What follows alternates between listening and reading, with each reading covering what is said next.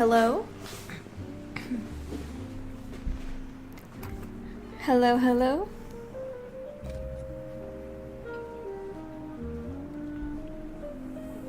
Welcome everyone. How are you all doing tonight?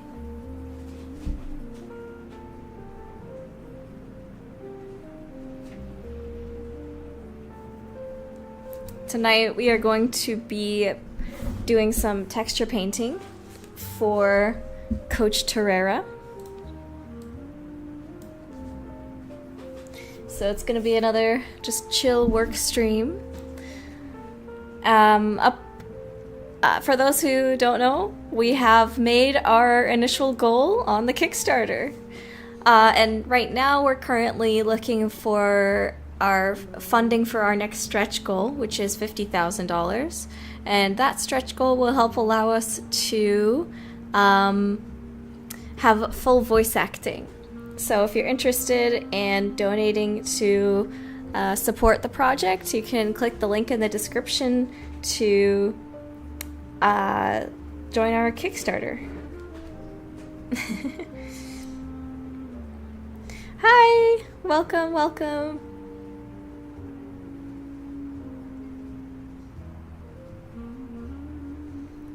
How are y'all doing?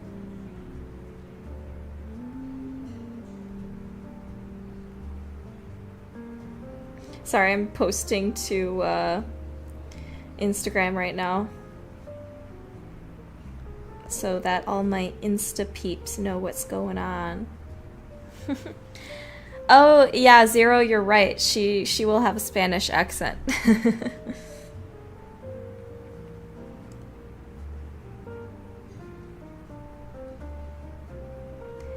Posting on Instagram.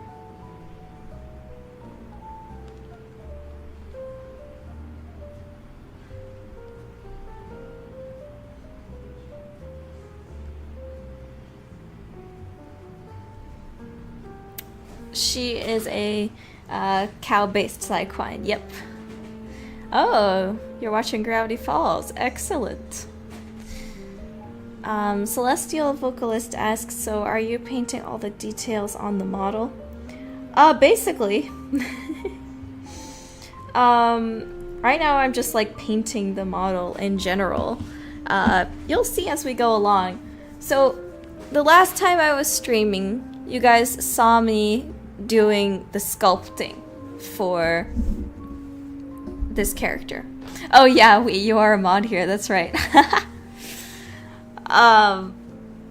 Now we're doing the texturing. I skipped showing you guys a couple of steps because they were very boring, especially boring to watch. What I did off stream was I took the sculpts that I made and I retopologized everything, which means I took the high resolution, high poly count sculpt and I like traced over it to make it low poly count, low resolution, so that it's much easier to animate and won't blow up your computer if you try to play it in the game. Now, a good example of what happens when you don't do this step is Garden of Banban. Garden of Banban, all of the characters in that game are not retopologized. They are literally just like ZBrush or Blender high resolution sculpts that have been animated in a game, and it tanks your performance. Anyone who's played Garden of Banban will tell you it has horrible performance, and I think part of that is the fact that the models have extremely high poly counts for no real reason. They didn't take the time to do retopology. Let me see if I can find a picture of that. Hold on, I saw someone post like the poly counts for Garden of Banban.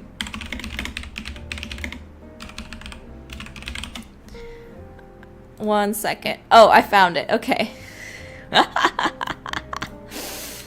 So, this is the poly count for one of the characters in Garden of Banban. So this is how many, see all that darkness? Those are all like thousands and millions of polygons.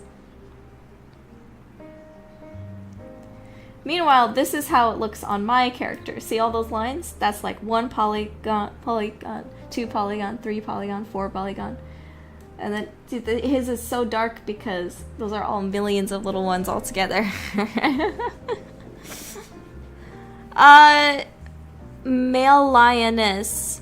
The reason the only reason a high poly count is better is if you're doing like something that needs super high resolution. Usually that would be for something that's super high detail, for like a pre-rendered cutscene, or like Avatar, right? If you're talking about James Cameron's Avatar movies, those models need to have super high poly counts because they're movie level quality and it's all pre-rendered, and it's all pre-rendered, so you don't have to worry about it running in real time like you do in a video game. And this is also Bambolina's poly count. This is crazy, dog. This is crazy.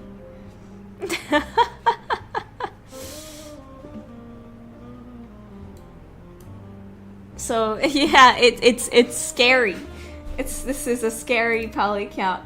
And what's so funny too is, I think someone pointed out, like, the remote, even just the remote has thousands of polygons. It's crazy.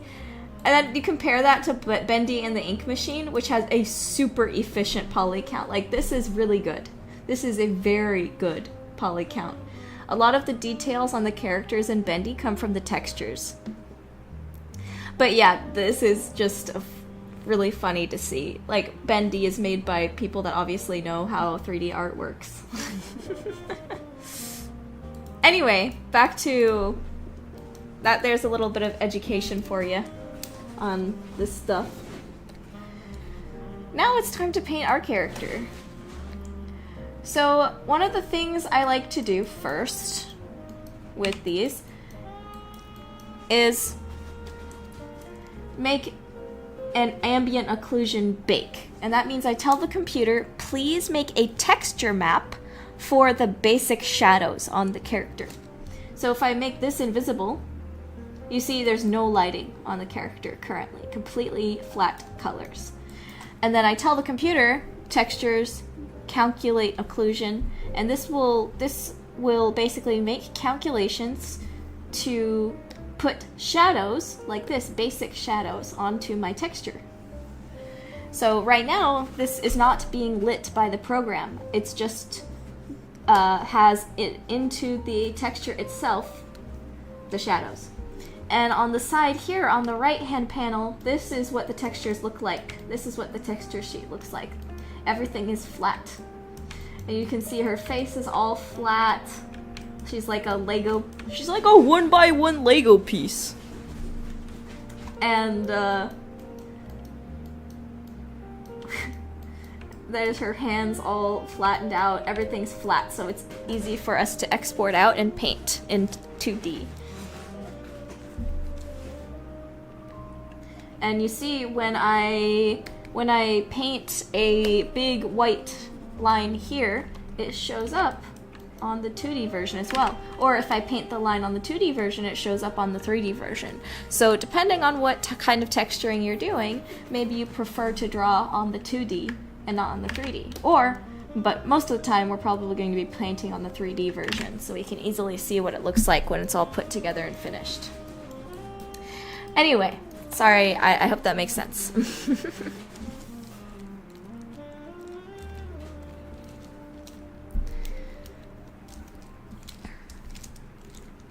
Exactly, Scattered Leaves, you're right. You can get away with lower polygon count by adding illusion of depth through texture, and that's exactly what we're going to be doing today. In the hand-painted texture art style, we're adding the illusion of depth.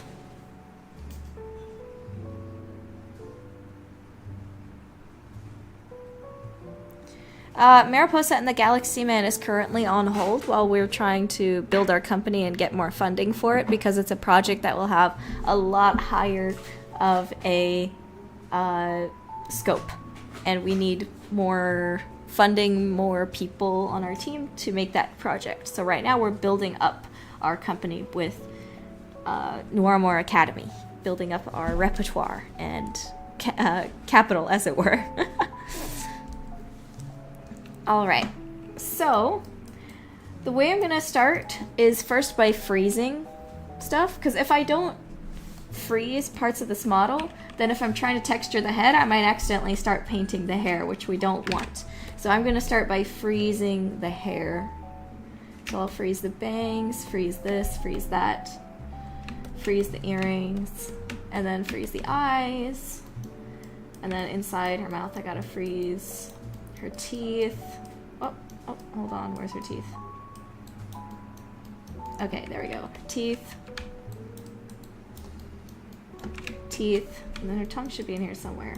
Hold on, let me find it. There it is.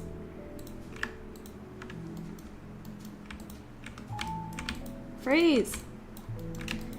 There we go. Okay, all that's frozen, so now we can start with our overpaint. Hello, Hydrangea, welcome in. So right now I'm gonna start by painting in the shadows. And what I'm gonna do here is I'm gonna take this color, darken it a bit more, and then start with painting. Oh, that's right, hold on. I gotta turn on symmetry.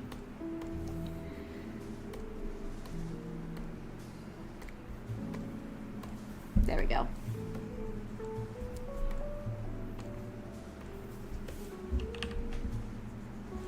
And sometimes I turn on this part too, so it's easier to see exactly where I'm painting.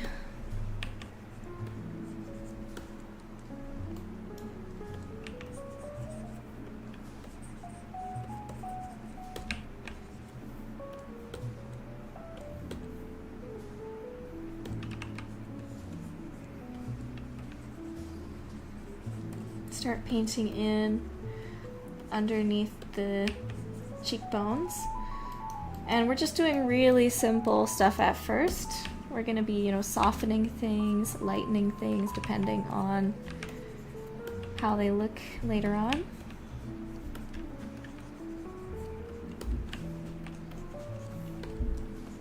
Darkening under the nose.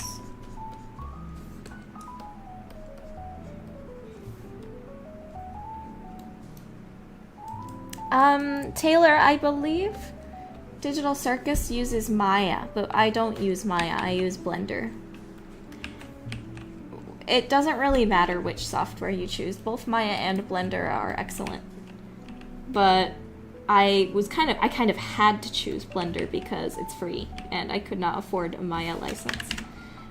But Kevin Timmer or Kevin Turner, the guy that is the lead animator on Digital Circus, I believe he's like completely like expert in Maya. I you know what, don't quote me on that. I might have seen him do Blender stuff too, but I think they chose Maya for that project, I'm pretty sure.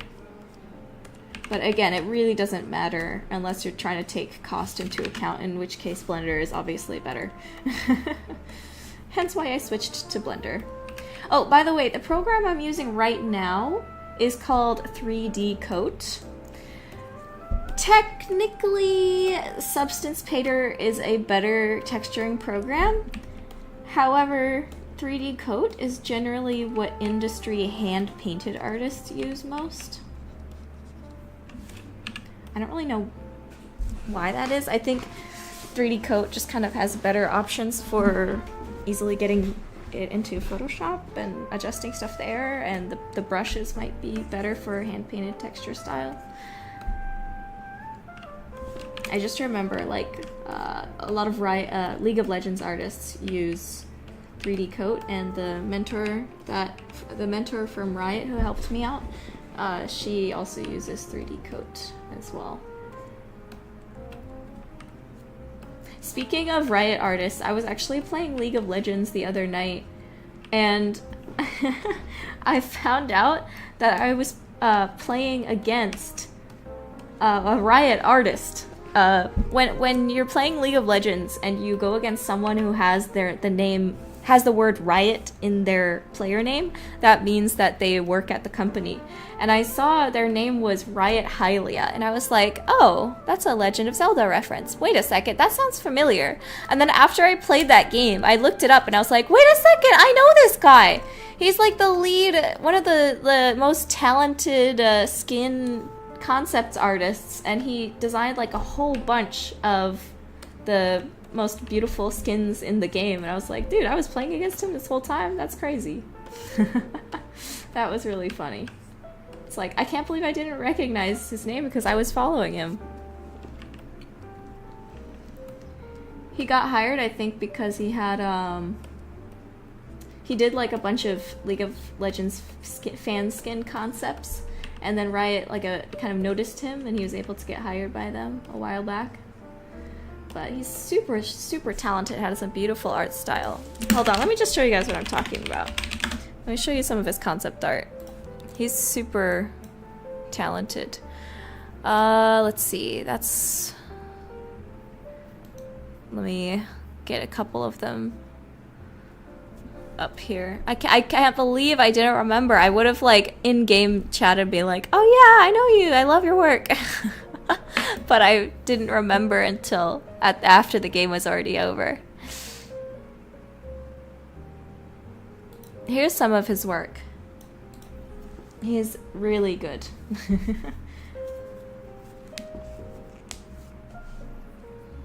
And I think this one too, on Caitlyn. But yeah, really nice stuff.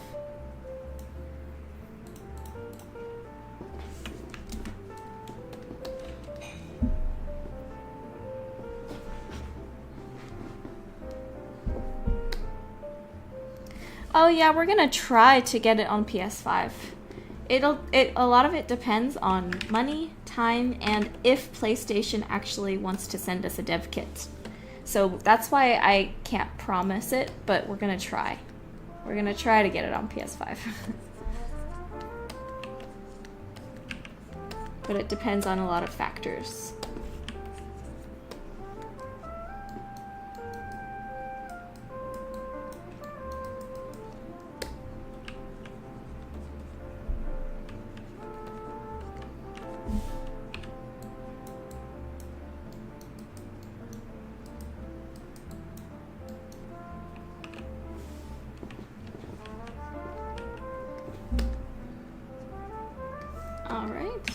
Some more of these shadows in. Yeah, there's gonna be Easter eggs, but I can't say who they're going to be of, because that will spoil the surprise. But there will definitely be Easter eggs. We just don't really have any plans to get on Xbox, because Xbox is not like a big platform right now. A lot of Xbox games come to PC anyway. So it's kind of like a dead console right now, to be honest, at least in terms of support.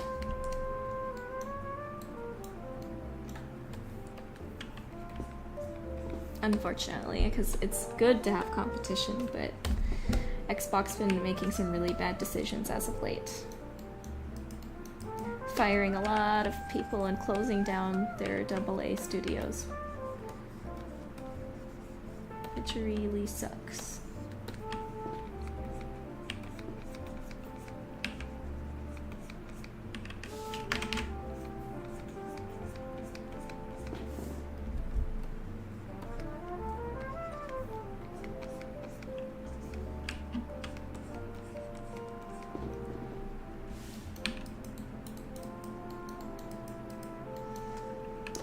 So now we're getting some of these rough shadows in.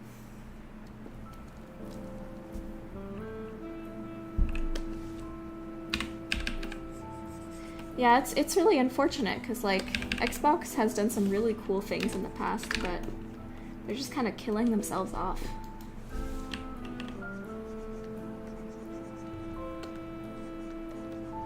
I used to have an Xbox when I was a kid, the original one. I played a bit of Battlefront 2 on it, and then there was this old like Carmen Sandiego game. And also this game that was like Pac-Man World 2, I think. That was like one of my first platformers. In fact, oh my gosh, maybe it was my first platformer. I feel like one of these other streams I said Mario 3D, Mario 64 DS was my first 3D platformer, but thinking on it now, it was actually Pac-Man World 2.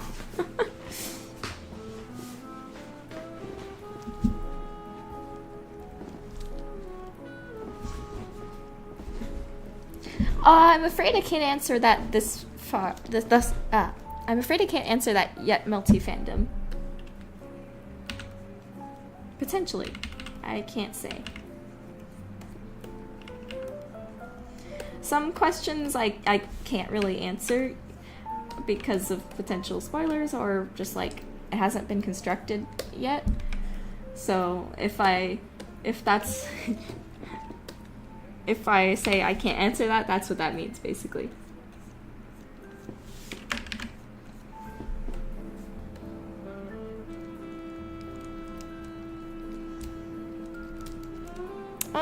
Good question, Scattered Leaves. A little bit, but...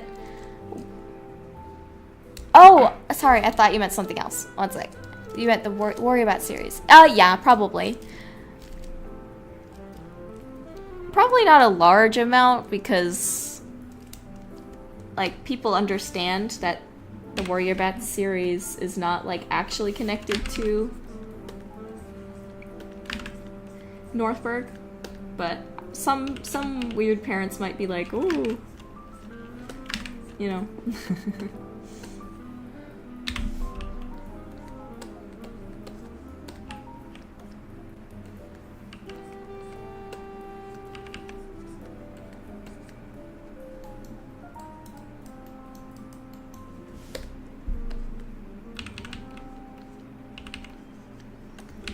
Okay, we're gonna do some slight wrinkles here. She's a little older. I might soften them up depending on how I feel.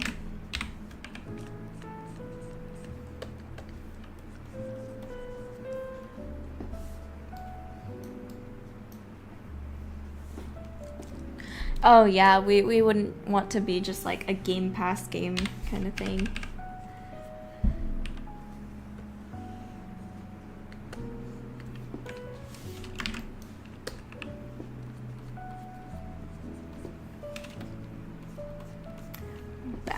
To the Game Pass.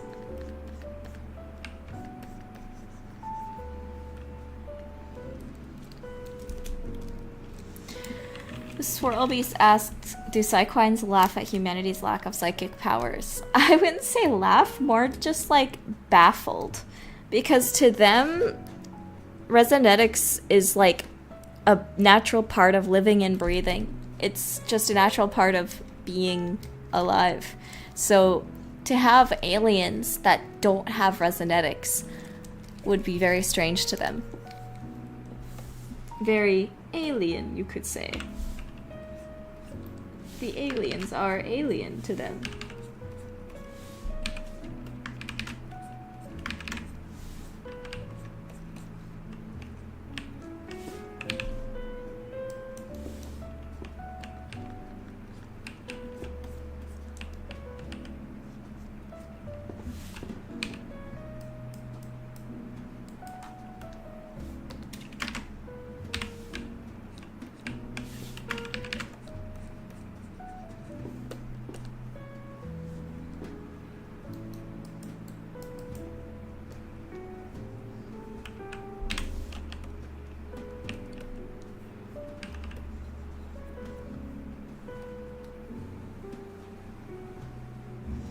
Oh, I'd love to make some Book Sprite merch at some point.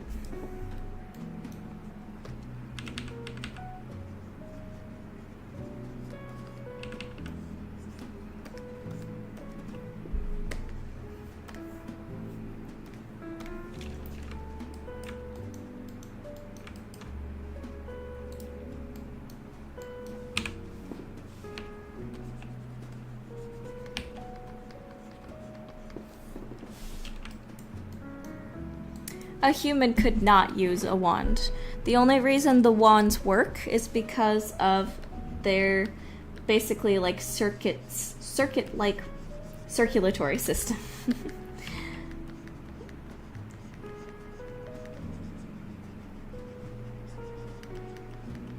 They have a special blood that connects with their brain.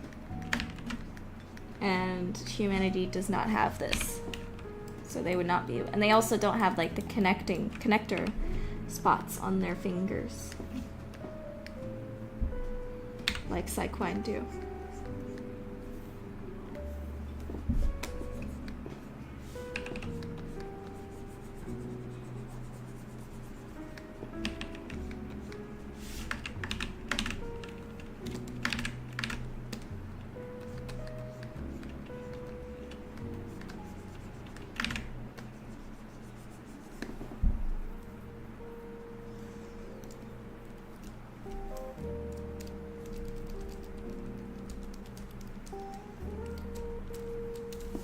Your game of the year? That's a good question.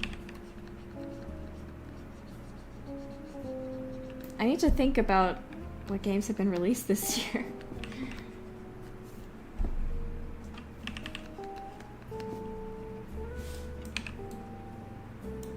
Maybe Astrobot? I need to finish Final Fantasy VII Rebirth. Hold on. Did Hi-Fi Rush get released? No, Hi-Fi Rush was last year.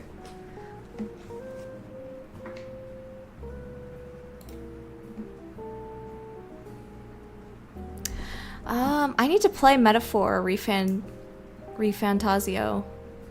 That's right up my alley. I played Astrobot. It was really good. Helldivers was pretty good, but I wouldn't really put it as a game of the year. Hades 2, I haven't played yet. I'm waiting for Hades 2 to like get out of early access before I play it. Persona 3 Reload, maybe? I don't know if that counts though. It's a remake of an older game, but I really enjoyed it.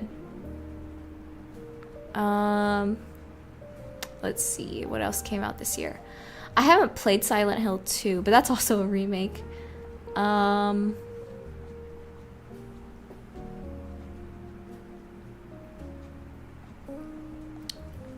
haven't played Black Myth Wukong. Haven't played Call of Duty. Oh, I need to play Crow Country.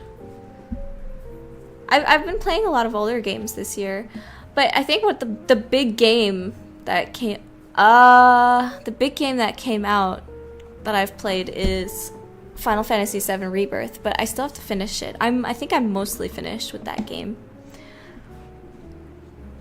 I really have been enjoying it. I have a lot of complaints, but I'm also really enjoying it at the same time. Oh, yeah, that's right. Echoes of Wisdom. Echoes of Wisdom might be my game of the year, actually. Oh, and of course, yeah, Echoes of Wisdom might be my game of the year. Sorry, I'm like scrolling through a list right now. I really liked it.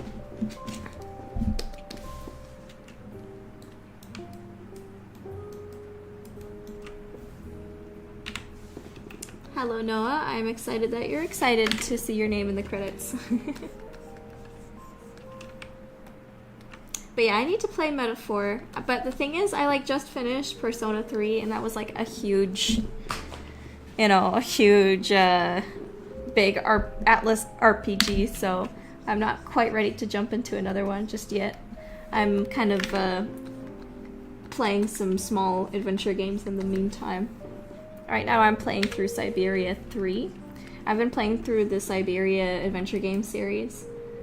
I ended up not finishing 2 because I played through like hours of it, but forgot to save and it crashed. And because it's one of those old games that doesn't have any autosaves, and it was such like a tedious experience that I was like, I'm just gonna watch the rest of this. And then I started playing 3, and then, yeah. I still have some major complaints with it, but it's pretty good.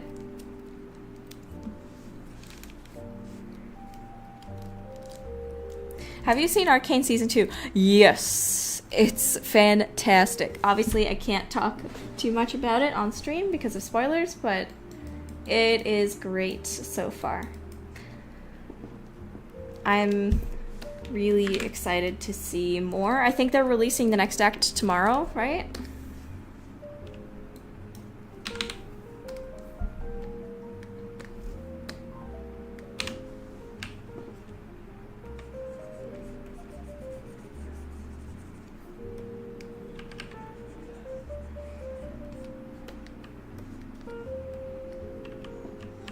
No, I will never play Teemo.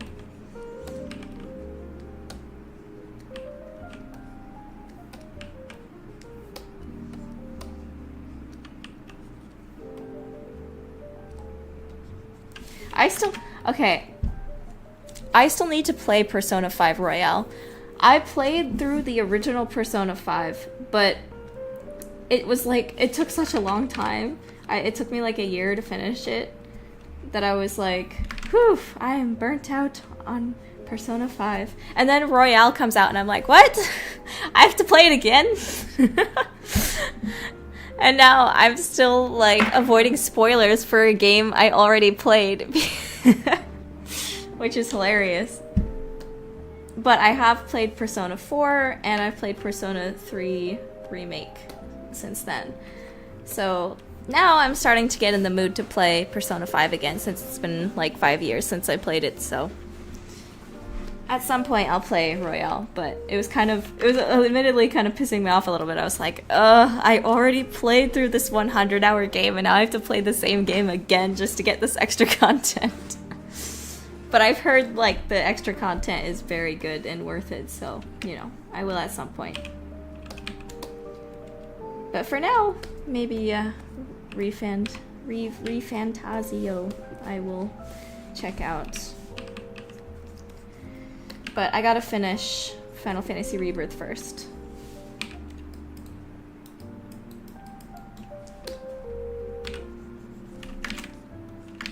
I've also been playing Devil May Cry recently, first time.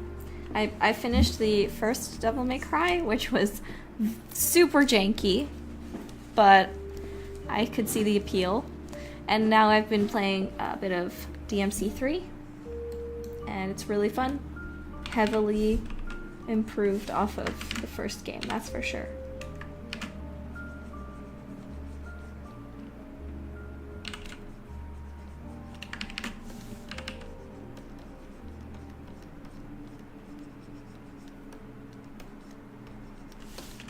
I've seen enough of Fate to know that I probably might not like it, but I might give Stay Night a try at some point. I don't know.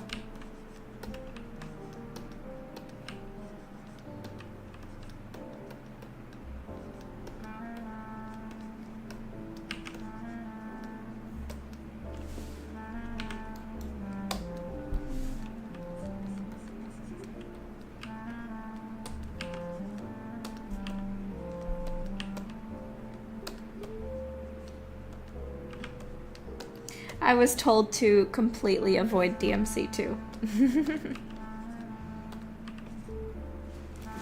Taylor, I can't answer that question at the moment.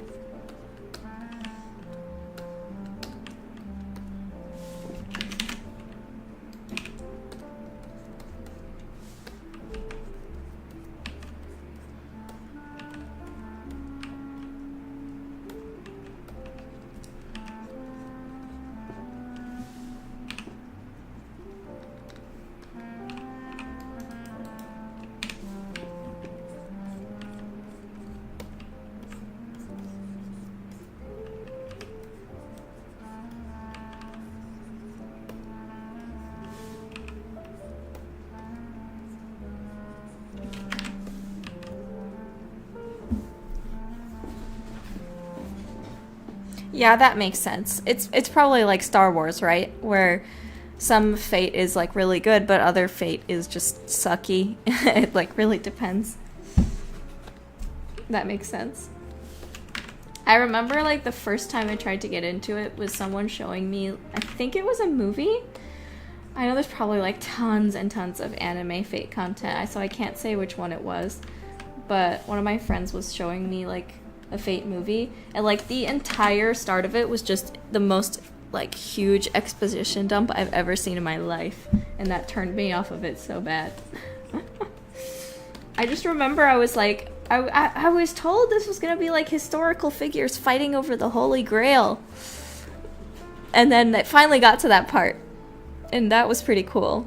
But I also was like, why are these historical figures look like this? They don't really look like how they're supposed to. What's the point if they don't look like what they're supposed to? At that point, they're just like brand new characters. But that was a long time ago, so. Ah, Limbus Company. Yeah, I definitely need to try that.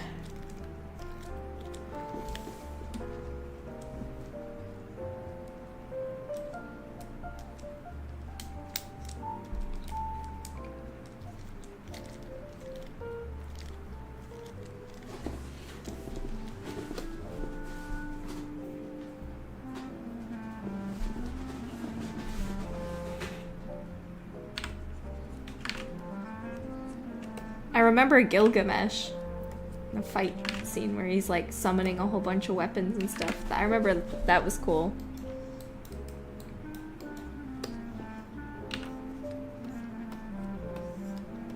But maybe this is just me, but like, I just feel like if you're gonna be using historical characters, but then you just like make them into like completely new characters, and kind of what's the point? Just kind of make them like summon spirits at that point? I don't know. I need to actually like experience it more to make any judgment calls.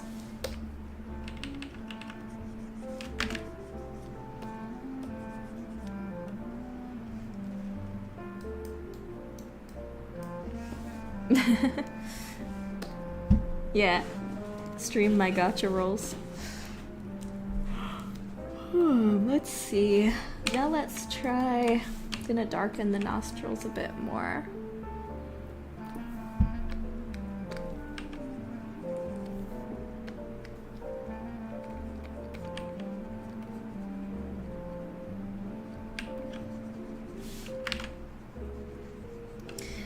How did she get the scar? I cannot answer that question yet. Bum bum bum. You will see.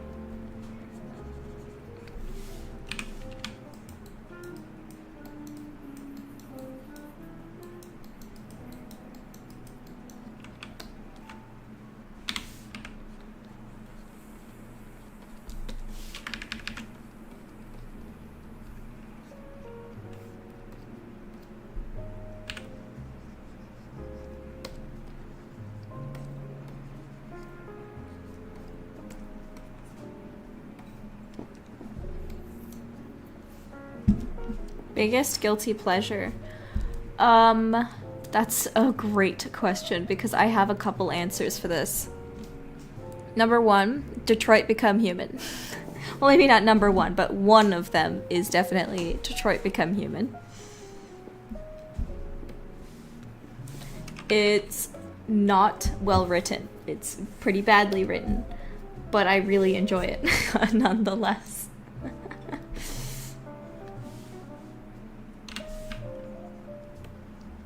Another one. Avatar, James Cameron Avatar. The thing is, I wouldn't even say that Avatar is bad. I think it's legitimately good. But I enjoy it more than most, I guess. I don't know. I really like that series. I do think the second movie has some problems that there's stuff that made me cringe a bit, but I still quite liked it. I'm really looking forward to seeing how the series goes on. So I don't know if I would really call it a guilty pleasure then, because I do legitimately really like it. I don't think it's bad. I think it's actually underrated.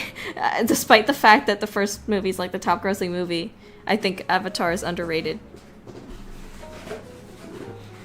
Another guilty pleasure, mascot horror games. I don't actually like play them, but I like watching people play them, and I like, even though it might sound silly, I like watching those like theories about them and like hidden lore videos. They're just fun background noise when I'm drawing.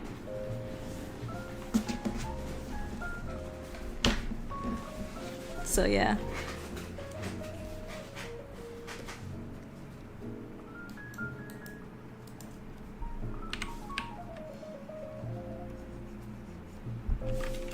Well, yeah, you know, Avatar: The Last Airbender and James Cameron Avatar are completely different things. Like, completely different tone, completely different type of story. So, I don't blame you for like, preferring one over the other. Makes sense. I like both of them, too. Quite a bit. But for different reasons. Oh, I love Five Nights at Freddy's, but I've never played a single game. I have been watching FNAF content since Markiplier first uploaded his first FNAF video. So I'm one of those OG Markiplier FNAF fans, guys. Been there since day one. I remember seeing that video in my subscription feed with the Bonnie thumbnail, and I was like, oh my god, that looks so scary. And then I watched it and I was absolutely horrified. It was really scary. And I've been like watching Let's Players play the new games ever since, and like getting super into the lore videos and stuff. I still think like Wendigoon's interpretation of the lore is probably my favorite. Wendigoon's like FNAF lore video timeline.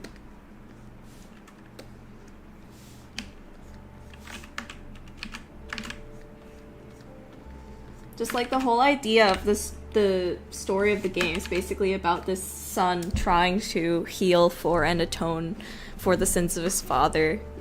It's a really compelling theme.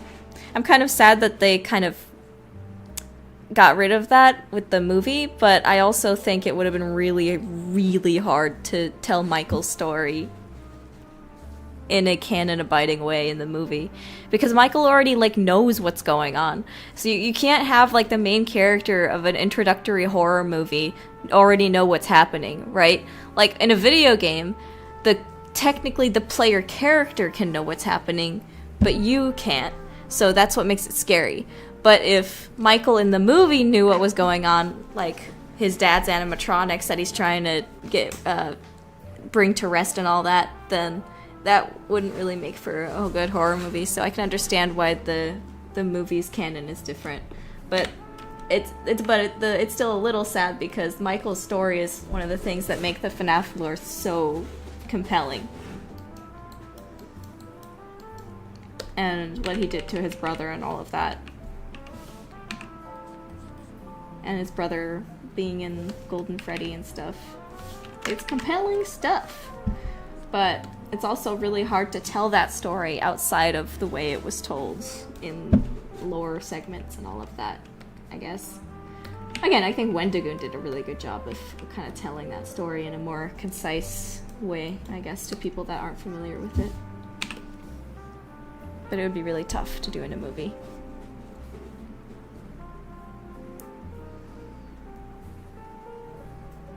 I actually have not read the books. This might sound weird because I kind of wrote them off a little bit as like kids' books. So I didn't know if they would be kind of entertaining for a long read for an adult, I guess. I don't know. What do you guys think? Are they good? Good enough to read as a wage earning adult?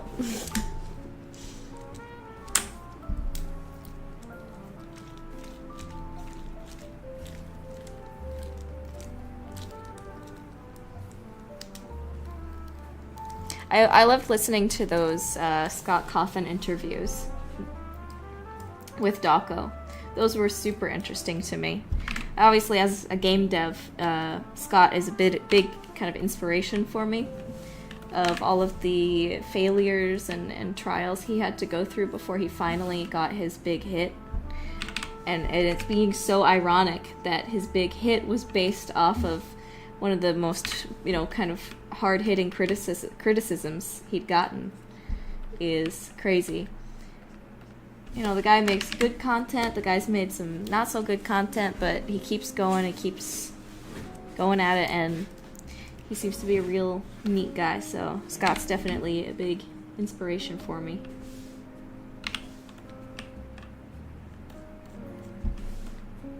Especially a story about the reception of the movie. Pretty heartbreaking. I'm so glad he's feeling much better about that now. That whole story was in that interview was crazy. I know how it feels to try so hard to get things to work. And guess what, guys? We did it.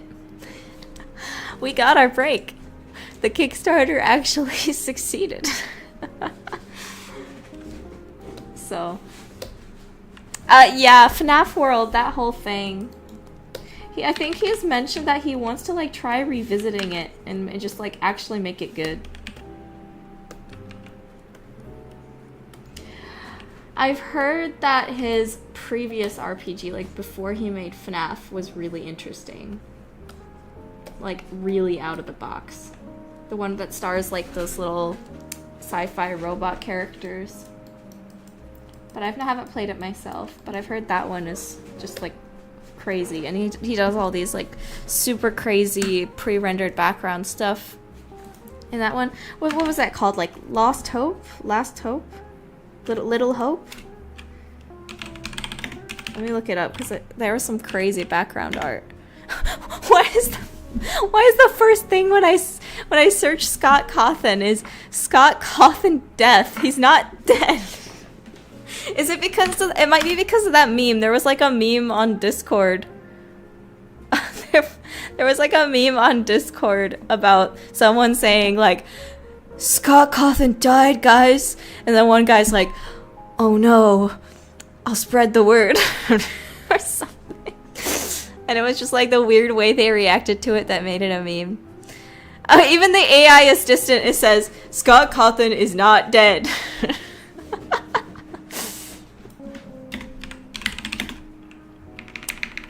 What is that game he did that's not FNAF? Ah. Is it... I know he did a Pilgrim's Progress game.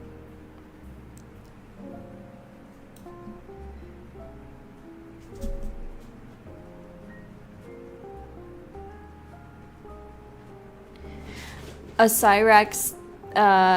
what's a work of art that gets a bad rep that you would defend? Mine's Forspoken game. Yeah, pretty much what I said with Avatar. It has a bad rep, but I feel like a lot of the people that give it a bad rep haven't watched it in like 10 years and just think it's and think that having a similar plot to another movie means that the movie sucks or something.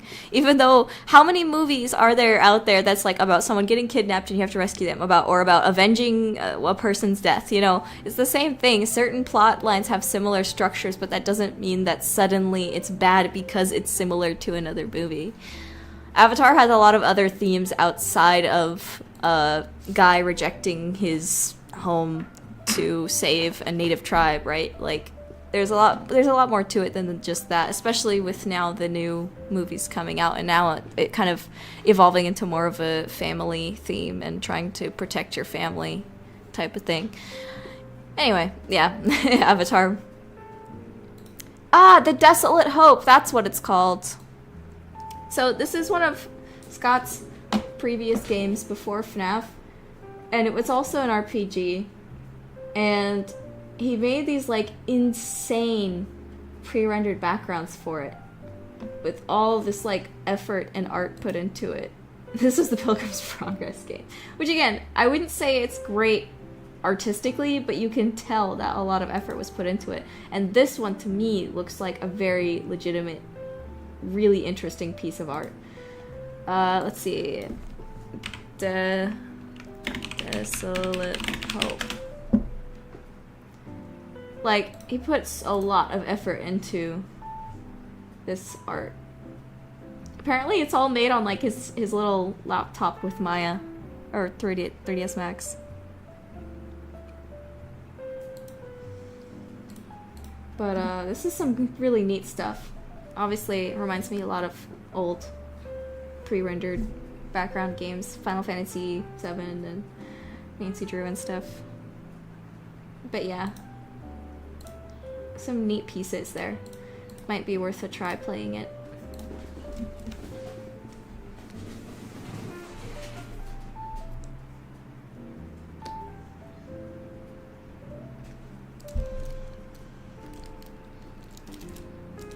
Oh yeah, Caius, it'd be great if he hit you up for that.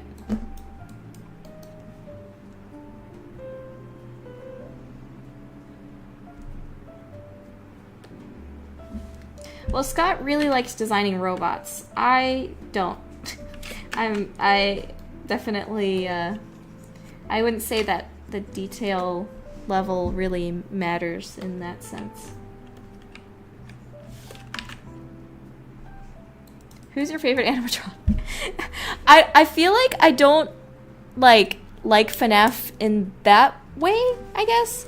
I'm more in it for the story and lore stuff than I am for like, this is my favorite animatronic. So I feel like it might be a little different than some fans do. I don't think I really have a favorite animatronic. I guess, hold on, let me think. I feel like technically the best ones designed are obviously like the glam rock ones, because those are the most technically appealing as good character designs, but also they're not really scary.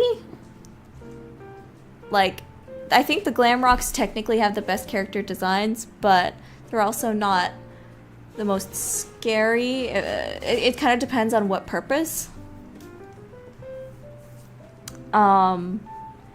But if we're not talking about the glam rocks, then I think my favorites might be, Yeah,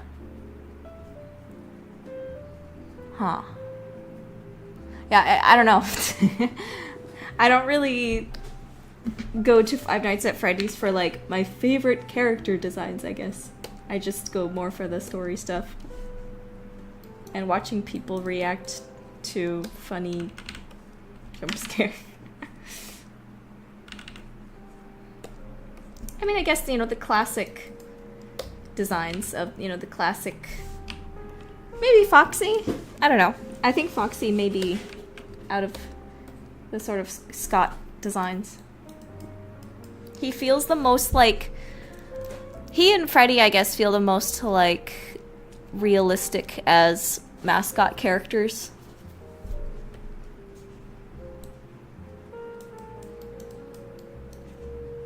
For the setting.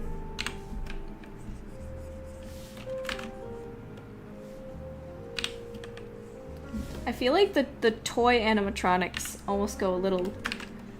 don't feel as realistic in terms of, I don't know. It's really tough to kind of critique, I guess. I don't really mind.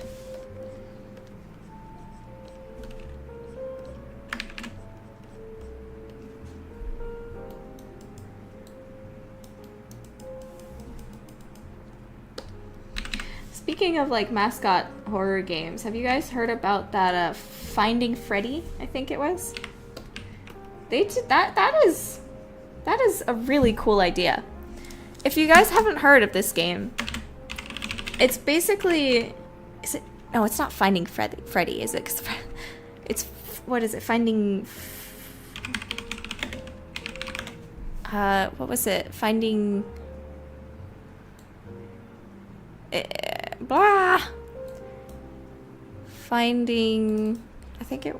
Frankie? Finding Frankie. One thing that I thought was really a great idea with this one is that they mixed mascot horror with Mirror's Edge, basically. It's a parkour game. First-person parkour game. Mascot horror game. So they basically just mixed Mirror's Edge with a mascot horror game. And that is brilliant. Because Mirror's Edge already has this, like, idea of timing, being timed, and, like, the pressure of trying to do, like, challenge runs and stuff. And the fact that you can obviously fall off and stuff like that. So mixing Mirror's Edge with like a horror idea was a super good idea. And hats off to them. They had a good idea and it worked out. And they were really successful with it. I watched a Queso play it, and I was like, wow, this is surprisingly very good.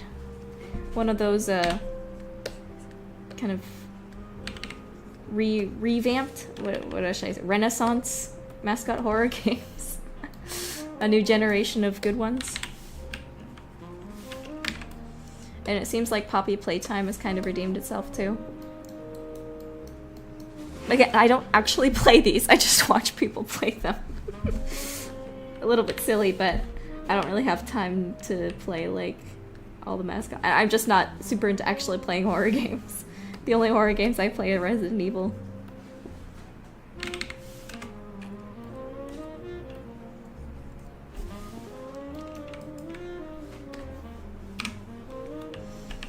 Let's draw some eyebrows. Catastrophe Crow. I watched a video about that one, yeah. That was really interesting. I really like how they tried to make it feel like it was like a real thing at first when you're watching the video.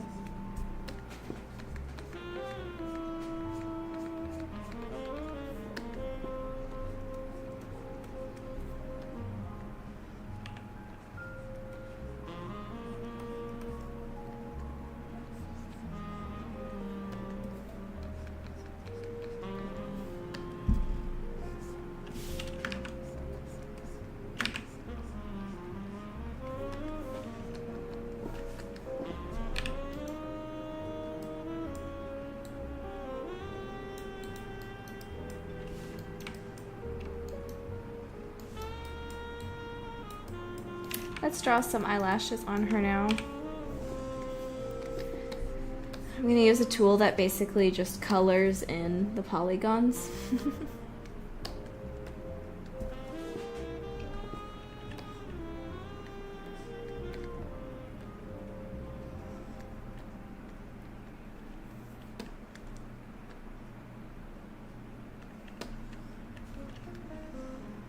Are headcanons okay for your characters? I don't really know how to answer that.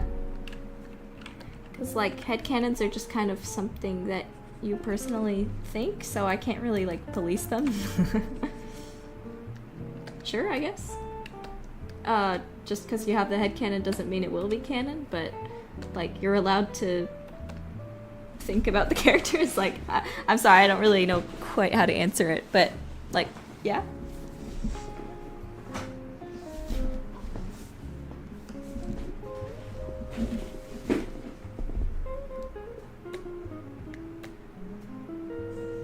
I remember watching like Markiplier play Ao Oni when I was younger, and the Slender games. Those freaked me out so bad when I was a kid.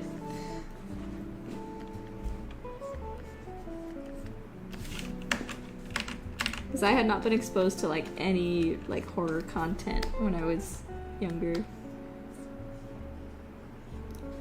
unless you count like some Tim Burton movies, but I don't really count those.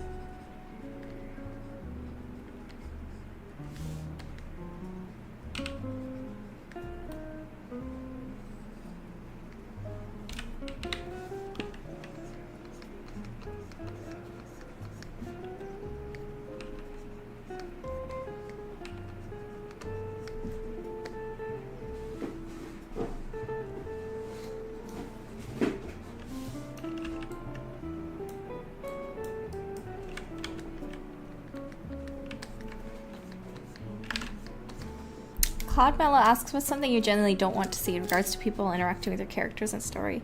I mean, I have said this before. I'm personally just not comfortable with not safe for work content, but this being the internet, I kind of know that's bound to happen. So I know it's going to happen. Like, I can't police it, I can't stop it, but I personally just not comfortable with it. And I know, like, sometimes when creators say things like, don't make it, then that just encourages people to make it even more to spite them. So I can't even, like, say that, you know? And it's just the way the internet works, and it's unfortunate, but it's just gonna happen whether I like it or not. I would at least ask that people try to tag it and keep it away from spaces with minors in it. But that's all I can do.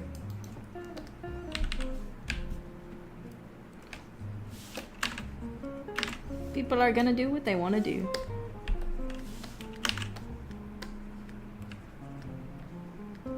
I think that's kind of what happened with BioShock Infinite too. Like, I think Ken Levine said, like, he doesn't want people to do that with Elizabeth, but people just took that comment and were like, okay, we're gonna do it even more now. Yeah, some people are weird like that, I guess. They see someone not want you to do something, so they immediately do it just to spite you. Yeah, exactly. The main characters being children. Yeah, anyway, I don't want to talk about it, but I'm definitely gonna try to keep all my social spaces free of it.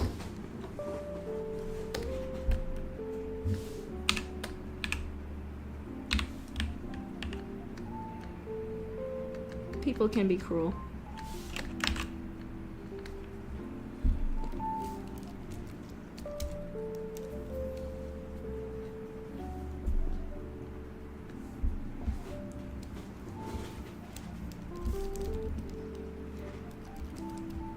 I think do you mean, content farms? I think we talked about this a little in the first stream, but I guess I can repeat a little bit. I know that if my game, it does end up getting, like, ridiculously, like, very unlikely it will get this popular, but if content farms start making stuff of it, I don't know if there's anything I can even do to stop them. I guess I might be able to pursue legal action, but I don't know if that would actually do anything or if that would be a good idea, because again, once you start like using legal action stuff, it might encourage people to do it even more, or might give you kind of bad PR or stuff like that. You have to be really careful. I've noticed, like, other companies, when they do stuff like this, you have to be really careful not to be unreasonable, I guess, and like, not to misuse what legal power you have. It's a tough subject, but I really don't like content farms.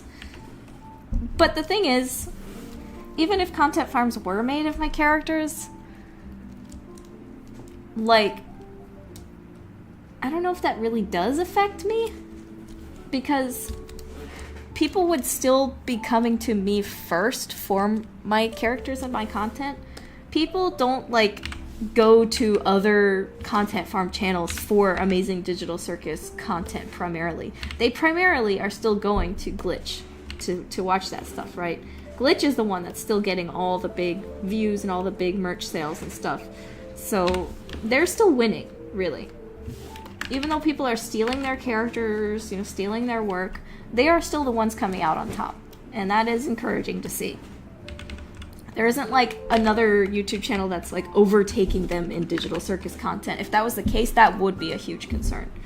What I think is ultimately the biggest problem when it comes to content farms is parents. Parents that aren't watching what their kids are watching, aren't making sure they're watching good content, and aren't supervising them. Ultimately, I don't think it's the Digital Circus creators that are getting the worst out of it. I think it's kids that are being brainwashed with this crap that are getting the worst deal out of all of this. It's pretty disappointing. Don't raise your kids on your iPad.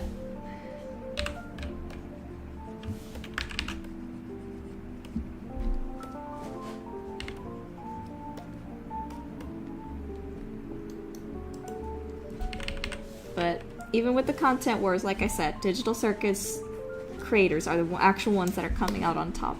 So, God bless for that.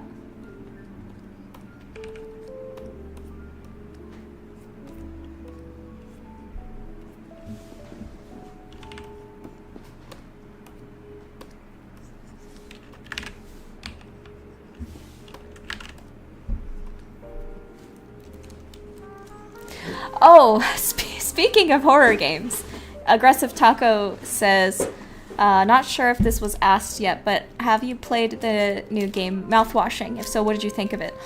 Gosh. I did not play it, again, because I don't really play these horror games as much, but I did watch Jacksepticeye play it. That was a little tough to get through, not gonna lie. That is a very serious game.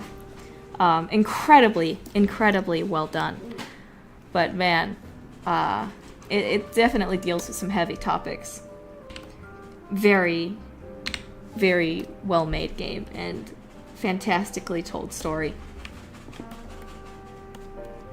I enjoyed it, but it was a little tough to get through, not gonna lie.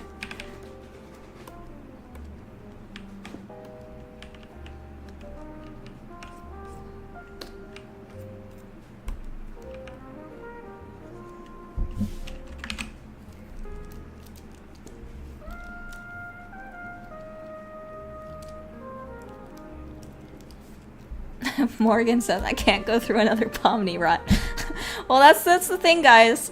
I know content farm stuff is annoying, but thankfully us as adults are able to just not watch it, at least. Like, we don't have to let ourselves get annoyed by it. We can just kind of ignore it. Kids can't.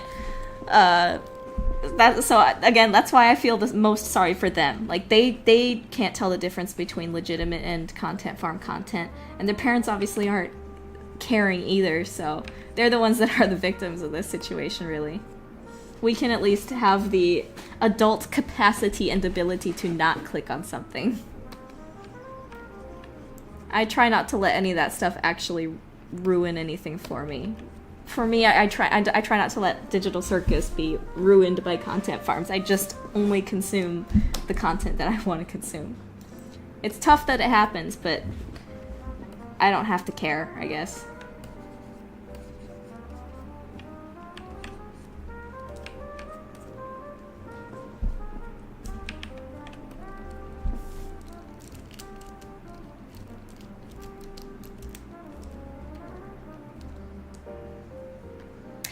Tamashi, that's a good point. Yeah, Marissa Lenti, the voice of Gangle, says she's super happy about the show getting on Netflix because kids will be less likely to stumble into content farms due to the YouTube algorithm. Yep, exactly. I agree.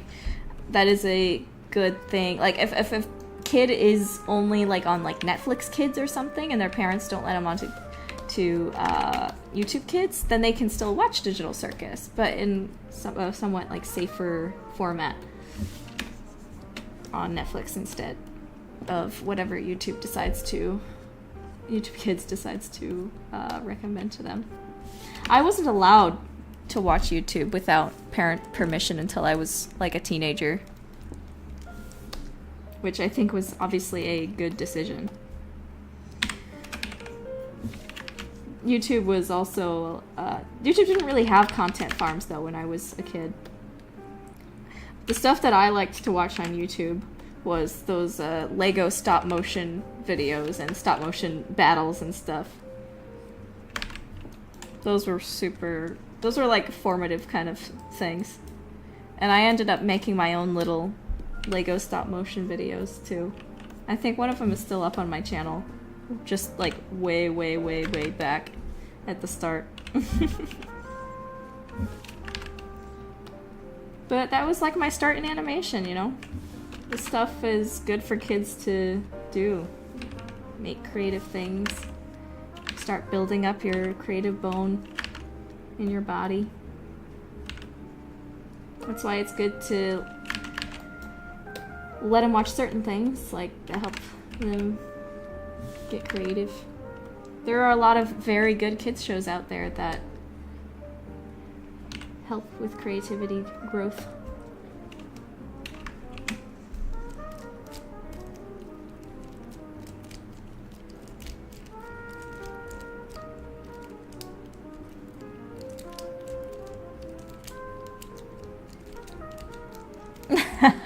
Yeah, Hydrangea, you're right. Like, if content farms start making content about your content, it means that it's obviously like something that is good and eye-catching and that a lot of people like, right?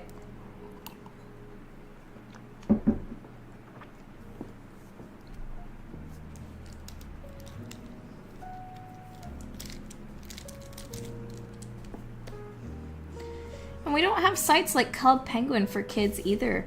Again, when I was a kid, I was kind of just allowed to go on like Club Penguin and Disney Flash Game website and Nickelodeon Barbie.com, all those little Flash games for kids, right? And then Club Penguin, Webkins. Those were safe spaces for kids to go. And but nowadays, like, kids are on TikTok and at YouTube at too young of an age, and not to sound like an old woman, which I'm starting to be, but that just ain't right. They're not ready for unfiltered social media content.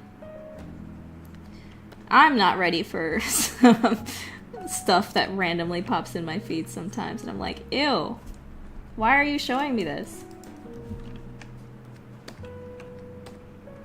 Yucky. Even then, like, being exposed to DeviantArt when I was a teenager, that stuff scarred me, man.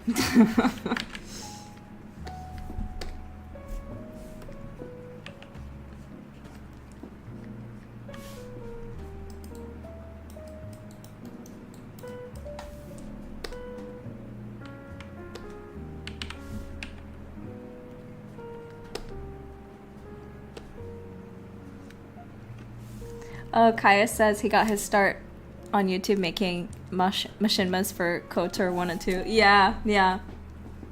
Machinmas were just a fun way to start on, storytelling too, right?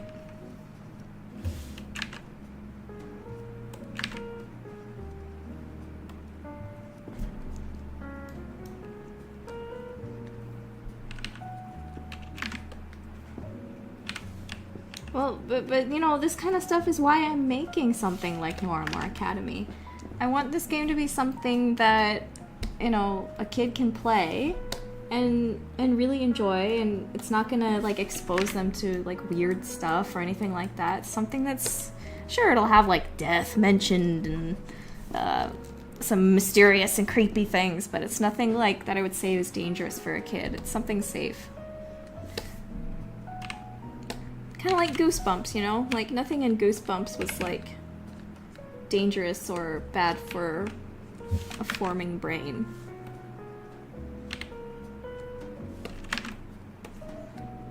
Though I didn't... correct me if I'm wrong, I guess. I didn't read Goosebumps when I was a kid. But I've heard stuff along those lines, that it was, like, kind of a good starting point in creepy content that wasn't, like, inappropriate.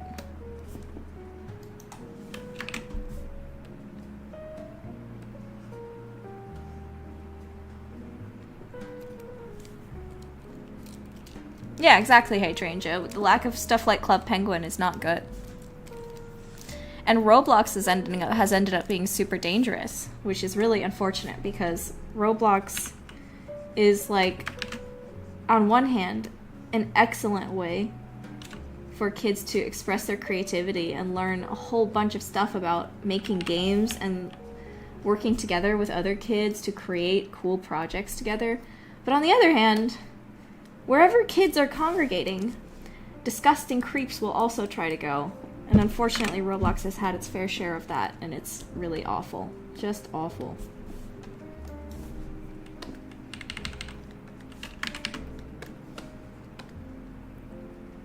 But if like, a parent was always watching during Roblox, or at least, like, making sure the chat room is clean or something, then Roblox might be a good option. But I don't know. I've never actually played Roblox.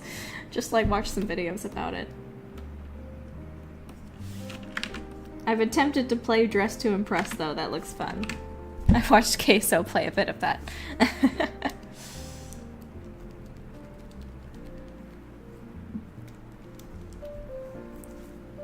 That's the tough thing with Victoria. You make a good point, but that's a tough thing, is that kids can't really make their own algorithm. They're not smart, like, it's tough. And on DeviantArt, even if you go to, like, the home page without logging in, they still can sometimes show some really weird stuff that kids should not be seeing.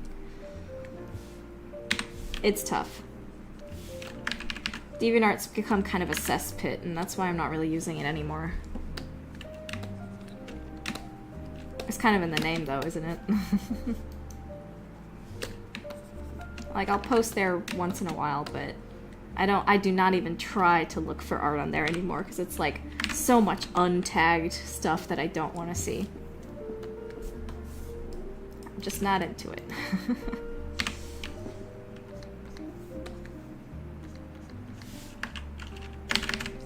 A lot of people just don't tag something even though it should be tagged, you know?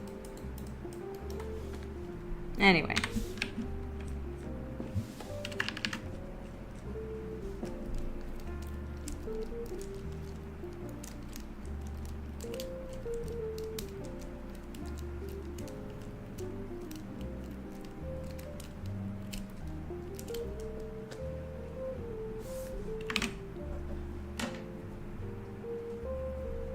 Oh, there's AI slop on DeviantArt too. I'm not surprised.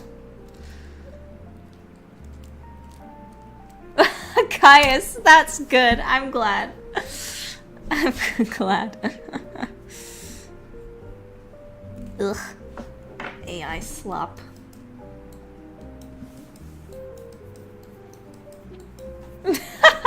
That's a good analogy, Hydrangea. I would say the same thing happened with me too. Like, I learned a lot of stuff. I met a lot of fun people on DeviantArt, but man, that site is pretty gross sometimes. But it did encourage me to keep going with art and pursue art as a career. I also did a lot of like toy photography. I was like really, when I was a young teenager, I was really into Legos and dolls and stuff, so I would do like doll photography and Lego photography, and that was really fun. I thought at one point, like, hey, it'd be really cool to like do that as a job, you know, like do the photography for magazines, like toy magazines and boxes and stuff. Advertisement photography, toy photography, I guess. I still think that'd be a pretty fun job, but obviously that's not my main career anymore, and that's fine with me. One of those things that could have been a career, but I'm also really glad with what I'm doing right now.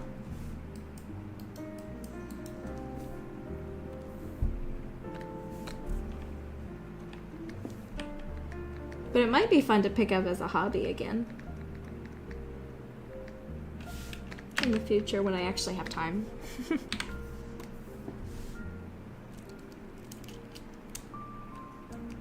Oh yeah, My Little Pony had its fair share of weird stuff.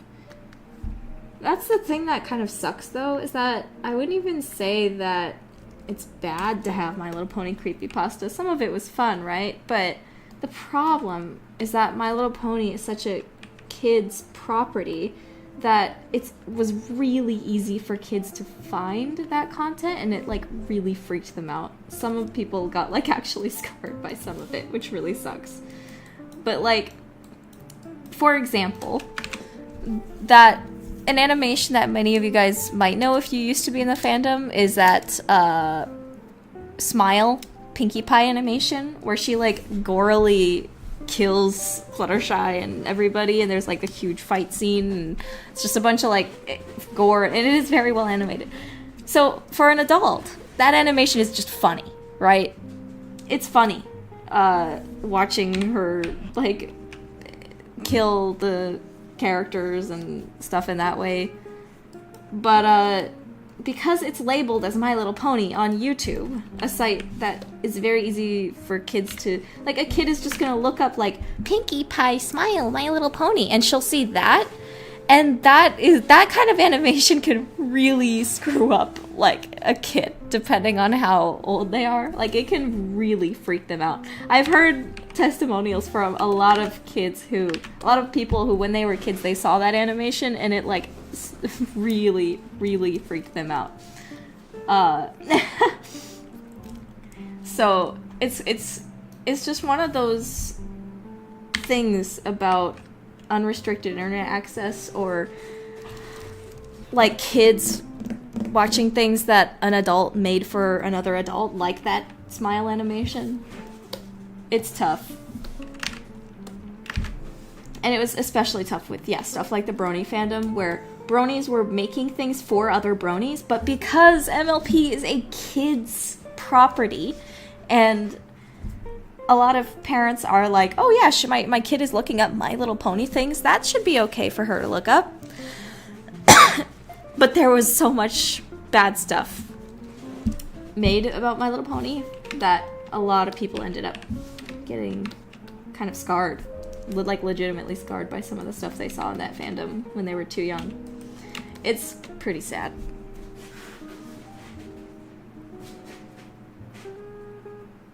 But yeah, I really hope that, like I said, Nora More is kind of sort of a safe thing for kids to enjoy. Especially because it's not like an online game, you know, it's just there's not going to be any risk of that in an online, like there would be in an online game. However, I do still have concerns that, like, well, I hope a kid doesn't look up the characters on Google and see some really weird stuff. But again, I can't control that, which sucks. But that's the story of the internet, and I can only just hope that parents will be wise with the internet access that they allow their kids to do. I can try my best on my end, but sometimes things are out of your hands and you have to be okay with that, I guess.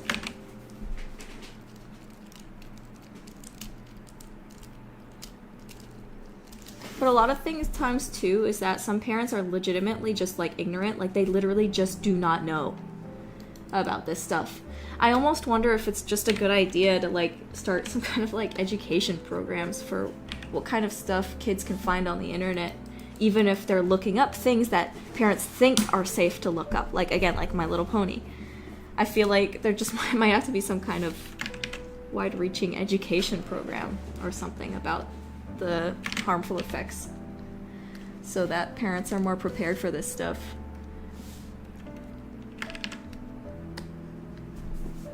But anyway, yeah. Yeah, that's a good point. Introductory horror. I would say, again, like, yeah, stuff like Goosebumps is like introductory horror. Even maybe Five Nights at Freddy's for some people. I would still say that Five Nights is maybe a little too scary for some kids. Probably just depends on the age range, though. Depends on the kid. Like, obviously, I would say maybe not for 6-year-olds, but maybe for like 12, 13, Five Nights is a good introductory horror.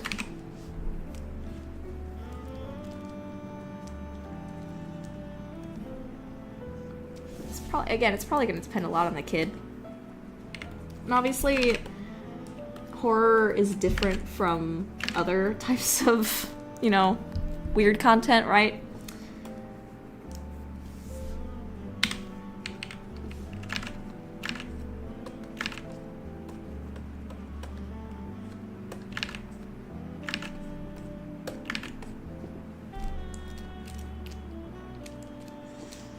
Yeah, I agree, Hydrangea. That is something I would actually be interested in doing. Like, if I was able... I kind of have done that with a couple of parents I've known at, like, church and stuff. I've told them about some of this and helped them to understand some of this a bit more, and they were, like, genuinely grateful, and I was like, oh, good. I was able to help some people today.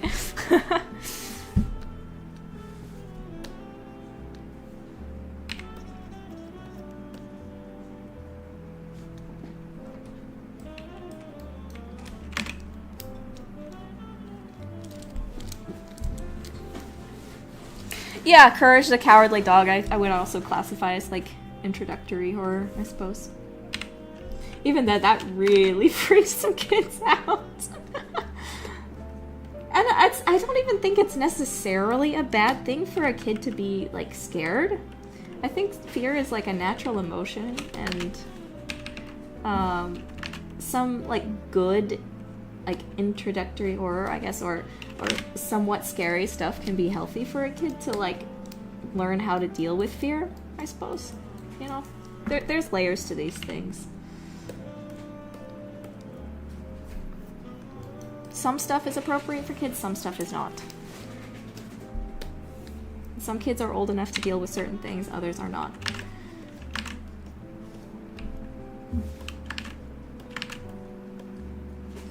It's kind of like when you think about introducing death as a topic to children, something like Bambi and The Lion King are good ways to introduce that kind of topic to kids.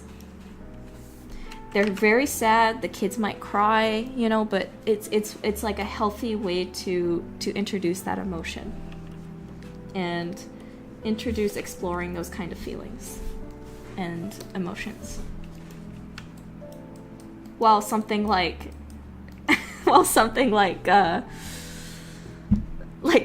the Saw movies is not a good way to introduce that kind of topic to someone.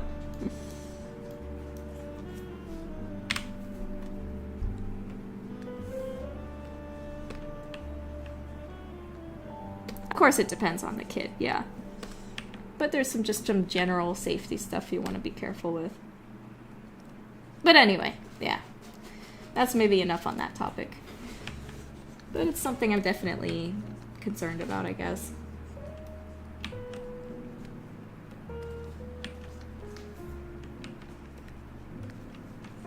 Because my parents were careful, they did try, but even then, you still get exposed to stuff.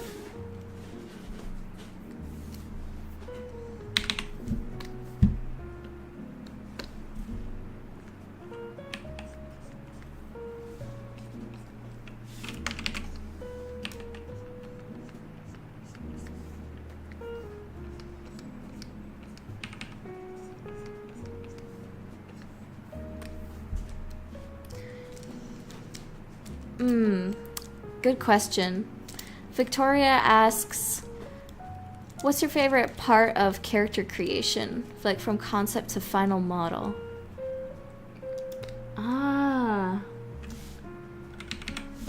Concept is always really fun.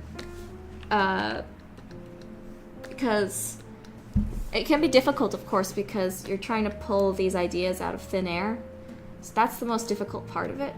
But when you feel those ideas coming together, when you're working on drawing the concept and it's all coming together, that is such an amazing feeling, right? It's one of the reasons you do the things you do. But as for the model making process, I think personally sculpting is my favorite part, and texturing to an extent. Like what I'm doing right now, I'm having a lot of fun with. I really love texturing faces and watching the forms really come together. Guys, watch this. So I'm gonna make this layer invisible. That was how the character looked when we started this stream. And now we're up to here. So it's really fun watching that progress happen and watching the character like really form in front of you. I hate retopology. That is the worst part. Rigging is honestly not that bad because there's a couple tools in Blender that really help streamline the process. And then animation is mostly fun. There is some parts that can be annoying about animation, but that's also one of the good parts. So like sculpting, texturing, and animation are the fun parts, and then there's stuff in between that is not so fun, but you have to do. But hey, that's part of what makes this a job, right? You're not gonna like every single thing you do in a job. That's just the part of being an adult. Gotta get over it. But something that would be interesting to use AI for is making retopology, because that's not like a creative process. That's a very technical, mathematical type of process. So I feel like retopology is something we could actually use generative AI for. And of course, it would still have to be done ethically, which means they would have to source the models that it's referencing the topology off of from willing artists.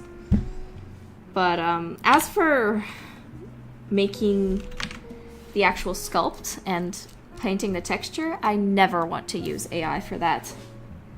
That is the actual creative decision-making process of the art that you need a human's touch to do and have it feel like it has a soul, right? That's just some of my thoughts. Because technically we do use generative AI for certain parts of 3D work. Like when you're... Technically, like, when you're... Hold on, what is an example? Let me think. Like when you're randomly generating where buildings are on a map, like... Think about that, I guess. Whenever you're using some kind of random generator, that's technically like generative AI. But you have to use it in a way where it's not compromising artistic vision. Like certain tools in Blender that... I don't know. Sorry. This is... I'd have to think more about actual examples here that make sense.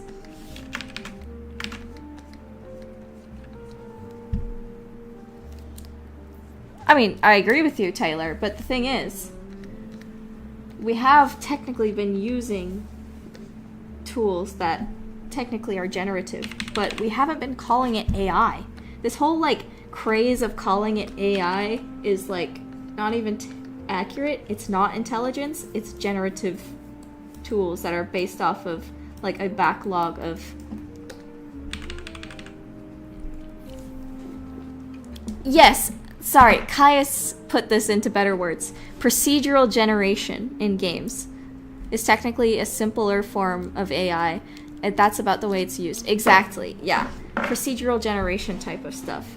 So when you are providing your work into something, think about it this way. Maybe I make, like, a leaf in Blender. I make a leaf, and I make a tree. I can use procedural generation tools to put leaves randomly all over that tree. That's an ethical use, and that's something that we've been doing for years already. It's a similar concept.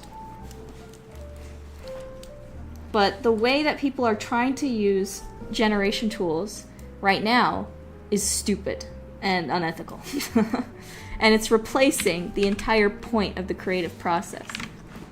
Randomly putting leaves on a tree is different than generating an entire model from scratch using other people's models that they made without consent.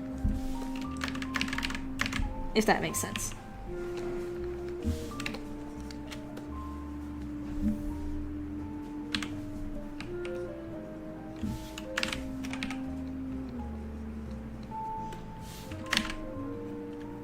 The same type of tool, but used in an appropriate way.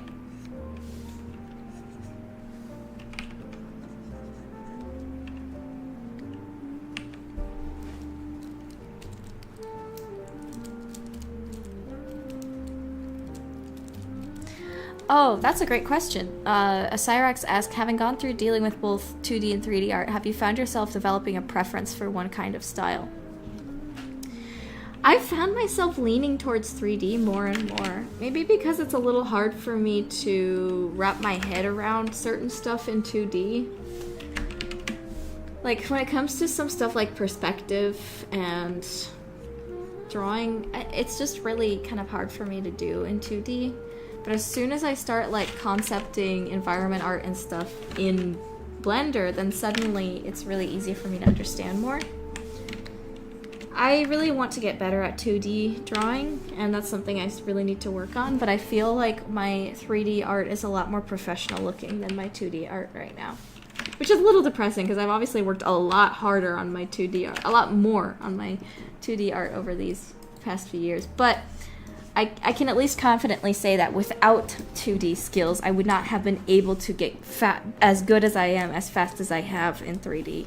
So I think those two skills can really build each other up, honestly. Without what I knew in 2D, I would not have been able to get to this level in 3D.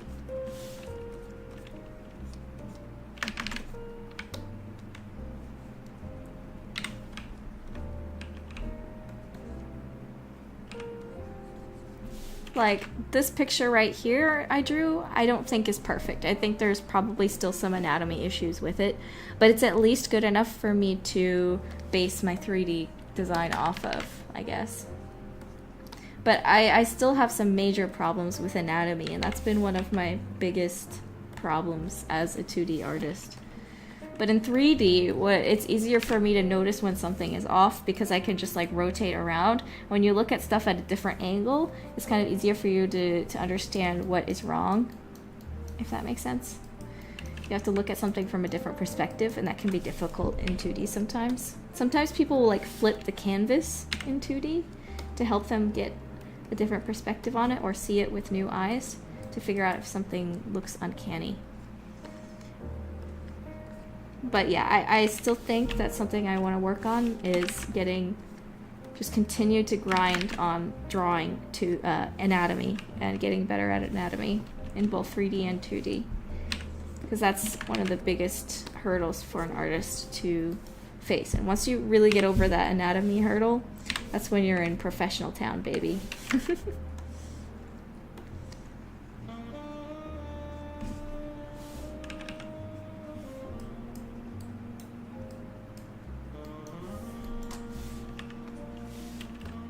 I think that's probably one of the biggest reasons why I haven't been able to get an industry job as of yet, is just lack of anatomy or anatomical mastery, I suppose. Yeah, exactly, Caius.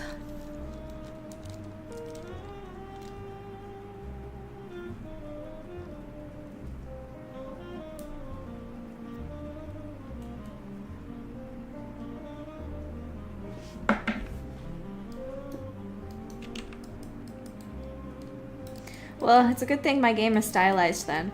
I don't think my game's art style will really ever age poorly because it's literally just supposed to look like the way it looks like. I don't really see any way I could like upscale this design without it sort of losing the charm that it has. But that's just my opinion.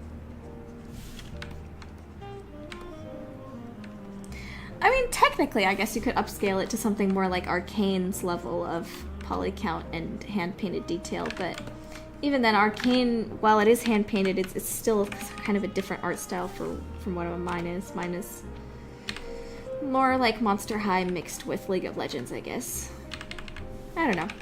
I think our game's gonna age pretty well.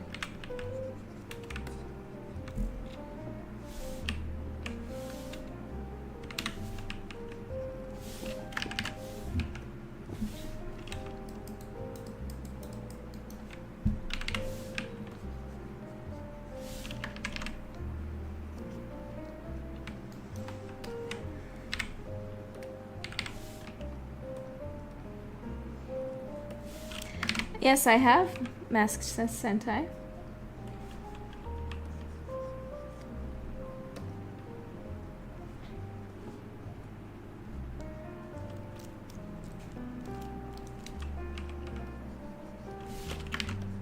Oh yeah, I agree. There is a lot of charm to older graphics too. It's all about when you're looking at a game with older graphics, you're able to really think about how they were trying to problem solve. You look at an old model and you're like, okay, what did this game prioritize? And how did they solve the problems of having such a limited amount to work with? It can be really cool to look at and learn from. That's a lot of what I did when looking at the League of Legends characters models. They have to be super limited because the game has to run on like potato PC. So looking at League of Legends character models and their texture style helped me a lot in learning more about 3D models.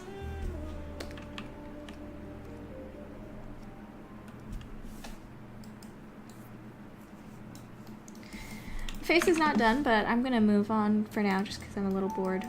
I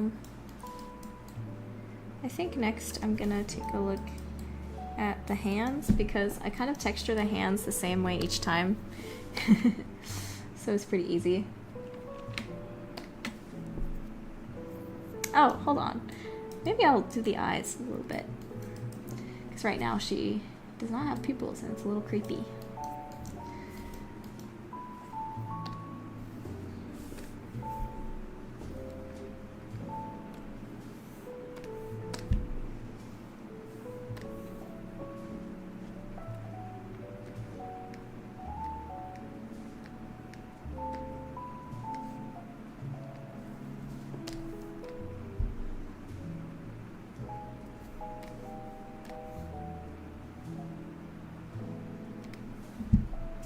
Hero Brian confirmed.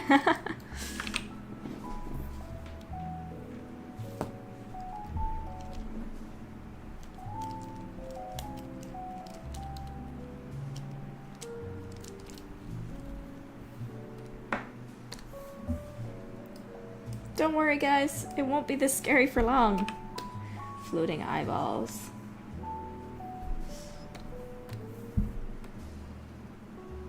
So what's the funny thing with eyes, when we shade eyes, we actually shade with a little bit of blue.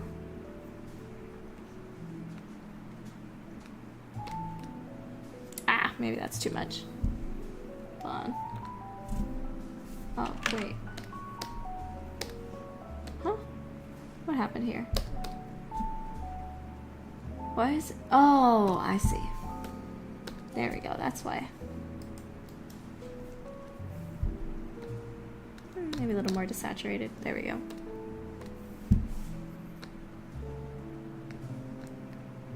So when it comes to like the eyes and the inside of the mouth, because they're like parts of their body, I actually do use a little bit of color, but not enough to break the art style.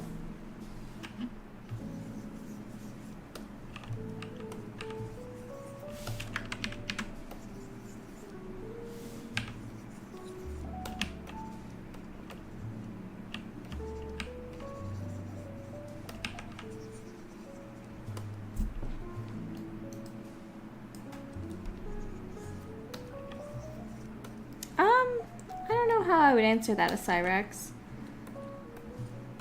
I don't have any specific advice. I'd have to think about that a bit more. All I can say is that a good villain is a good villain, and that's not really advice. It really depends on your story and what the themes of the story are. Well, I guess I do have one piece of advice. A lot of, one thing I have heard for some people is that when they're writing a villain for their story, they think about, okay, what is the main theme of this story? And then once they have that, they think about, okay, well, then what would the anti-theme be? What are we preaching against? What is this theme not compatible with? And then they base the villain off of that. The hero represents the theme of the story, and the villain kind of represents the antithesis to that theme.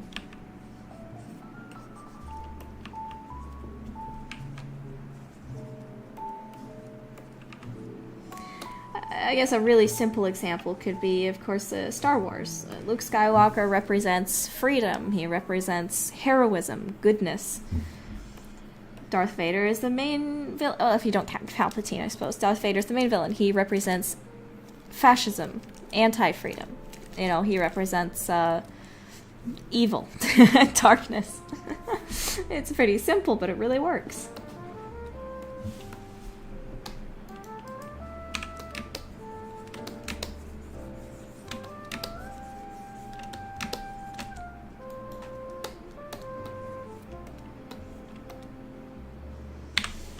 The Sith are evil, the Jedi are good, and sometimes good people do bad things, and sometimes good people fall to the darkness, but, you know.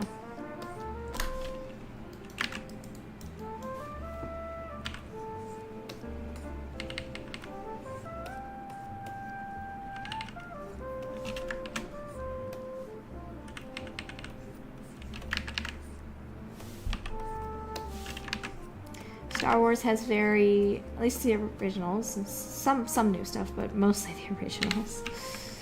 A lot of the new stuff doesn't seem to think about this, but the original Star Wars has very simple themes, but they're very universal, very resonant. That's one of the reasons Star Wars works. It's not to say you can't have gray morality in Star Wars, because I think Andor does a very good job of that, but it's still simple and guttural? Is that the right word? It's something that feels very primitive, like primal, in how it makes you feel. And that can be a really good thing sometimes. Something simple, something easy to understand.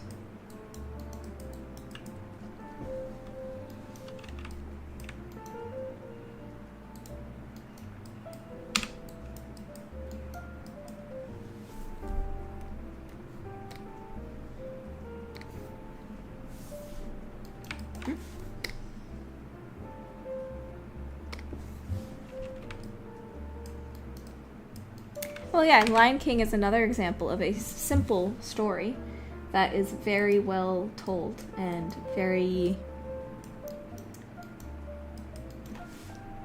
resonant to everyone. That's one of the reasons Lion King ended up becoming such a worldwide spanning movie. It's because it's a story that anyone can understand and empathize with. Not to say there's anything wrong with very personal stories or anything like that. It just depends on what you want to go for. You want to go for something that is like universal, resonant with many different types of people, or do you want to go for something more personal and has more personal themes that maybe will resonate more with a specific audience, right? Neither of them is correct. It just depends on what you're going for and what is best for the story.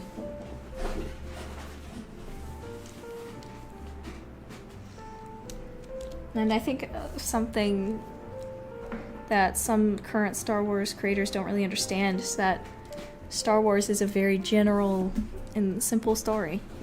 It doesn't always have to be, but you have to keep some of those core values in mind when making new Star Wars, I guess.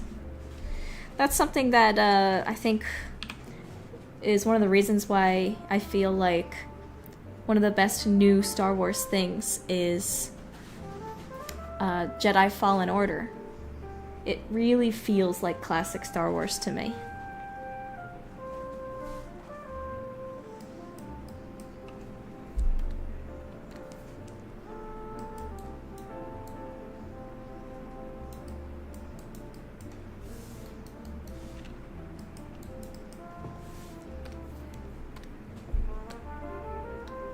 Oh, I think Caius mentioned earlier when it came to guilty pleasures, the Star Wars prequels, and yeah, I agree with you.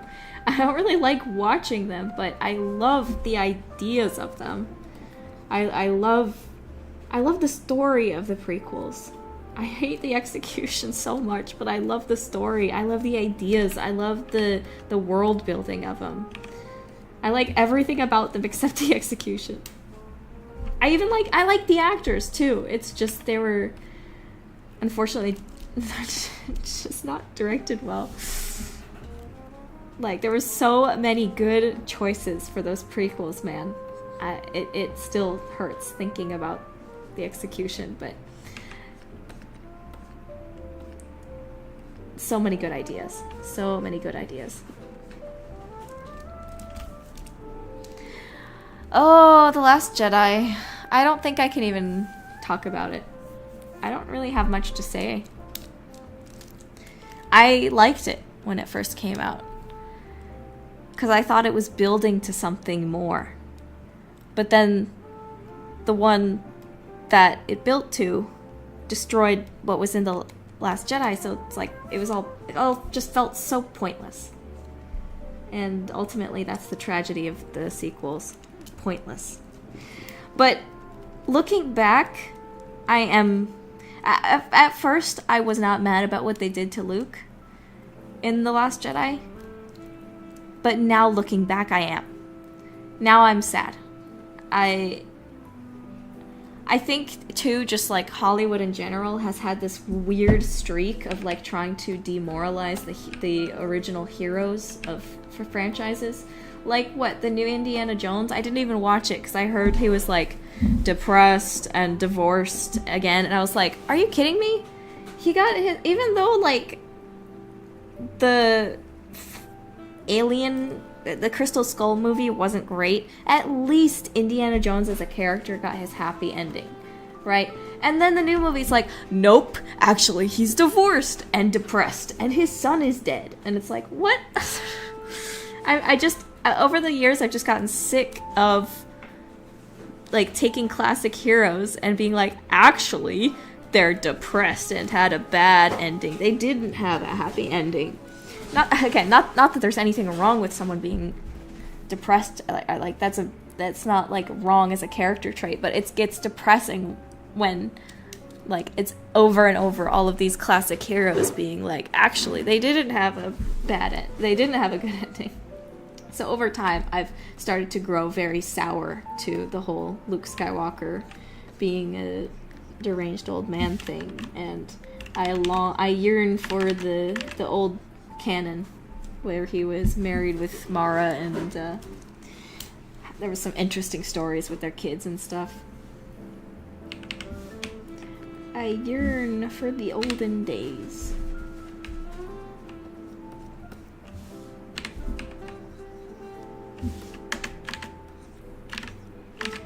All the heroes you once liked are actually suck and have bad lives. Great, thanks. That's so motivating.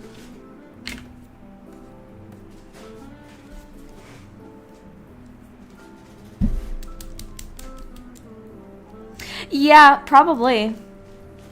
Again, it's kind of weird looking back on how I felt about The Last Jedi.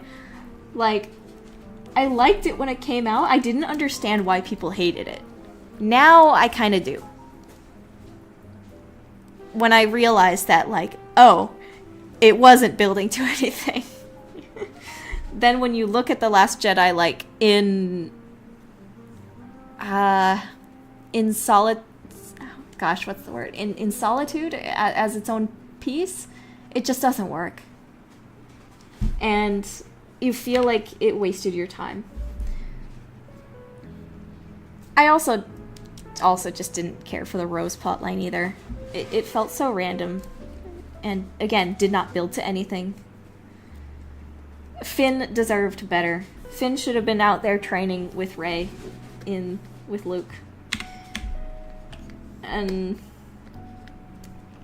I also, again, I understand why people didn't like the whole twist with Luke, like, almost killing Kylo Ren.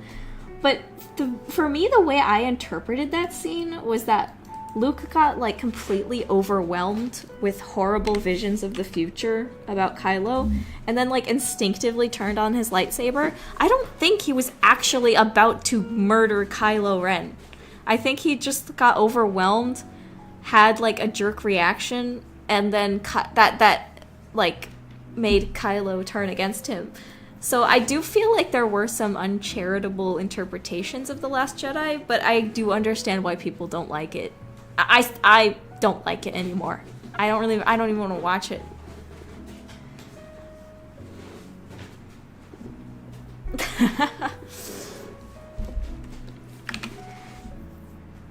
And I'm also one of those cringy people that didn't mind the Kylo Ren and Rey romance, because I saw the way it was building up in The Last Jedi, but it wasn't, like, used and, like, properly done. I don't know, man.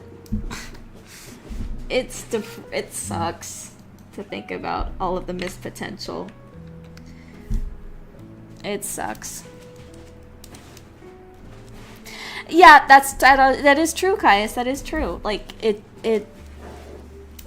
should have been more of an actual developed fall than just, yeah.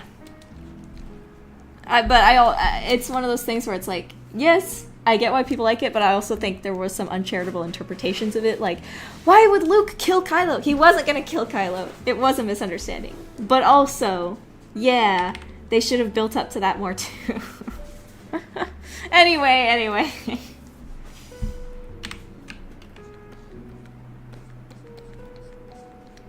And I do like the idea of Rey being a nobody, but they didn't even stick with that idea.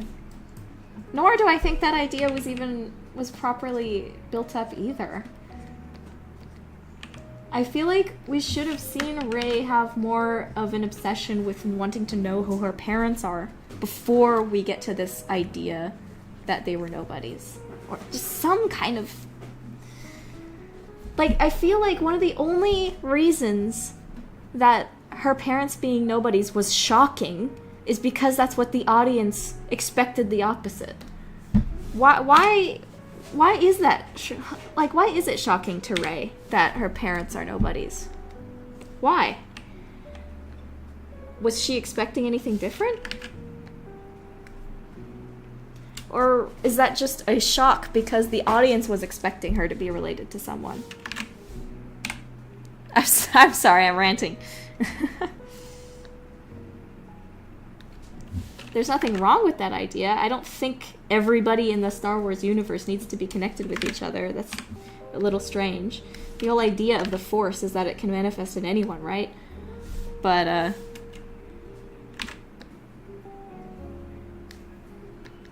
don't know. It was just such a strange trilogy.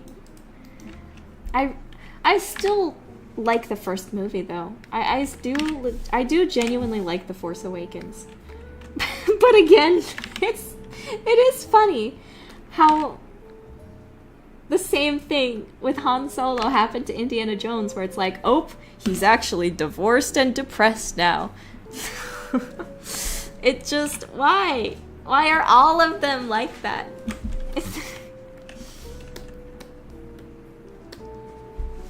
Hollywood writers don't need to project their issues onto every character.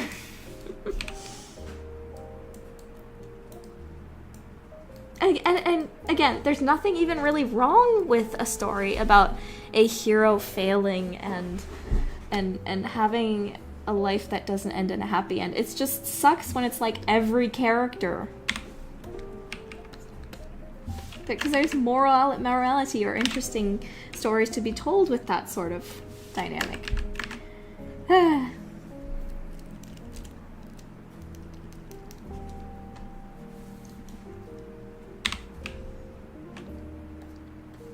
Anyway, for good modern Star Wars content, please play the Jedi Fallen Order and watch Andor. And watch Clone Wars. I still need to watch The Bad Batch. I watched the first few episodes and thought it was okay, but honestly, The Bad Batch as characters don't really resonate with me, personally.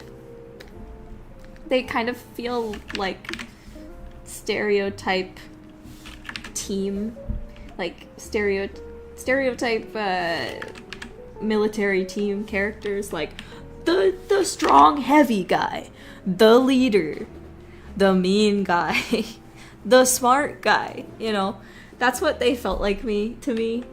But I've heard that they kind of grow past those stereotypes in the rest of the series, so maybe.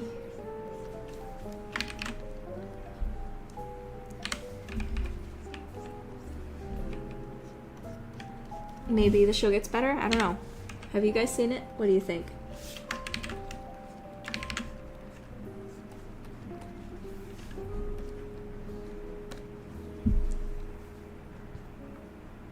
Oh yeah, the first 2 seasons of The Mandalorian are solid too.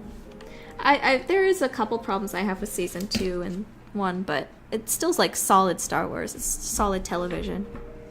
And very cute. And fun, action, cool. It's like simple, but good simple.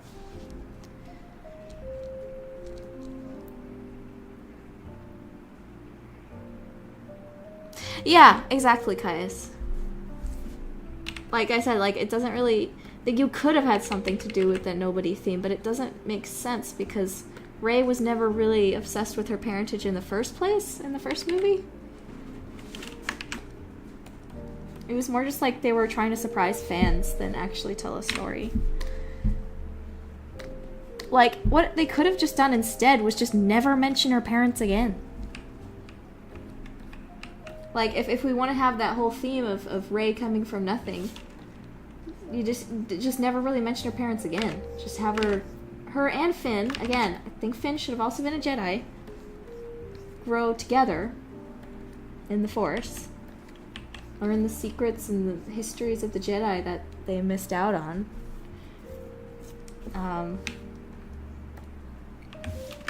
And instead of Luke's temple being a failure, I also hate that. I hate that. Instead of Luke's temple being a failure, what you could have instead is, like, it failed at one point. Like, there was some kind of maybe terrorist attack, self-sabotage because of Ben. But there were still some successful Jedi that he raised. I don't know. I just don't like the idea that there was this whole reset and Luke failed in everything and... Was it... Maybe I forgot that. She did mention her parents in The Force Awakens and wanting to find them. That's... I might have just completely forgotten that. That could be my bad.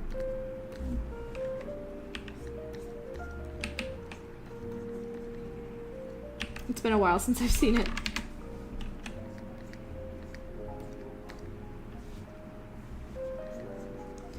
That's true. Kylo did kill the students. I'm saying, like, hypothetically, it would just have been nice if some of them survived. And we had some kind of character dynamic with that. Of the survivors of it. Who are maybe trying to, like, spread Luke's teachings across the universe without being gutted by Kylo, or...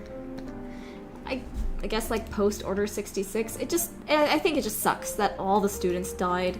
And it's just like a reset button on everything. That is probably one of the bigger problems with the sequels, that it's just the reset button on everything. Anyway, there's hours and hours and hours of content critiquing these movies, so let's move on to a different subject.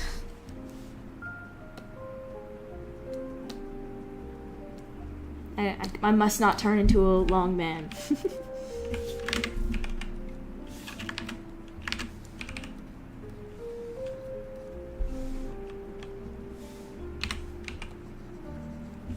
Arcane Season 2 is fantastic, but I can't say anything more without spoiling.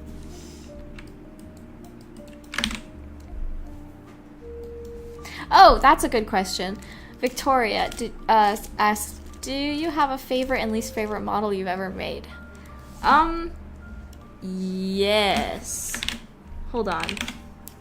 Let me find them. I know I have them uploaded on Sketchfab. I don't have, like...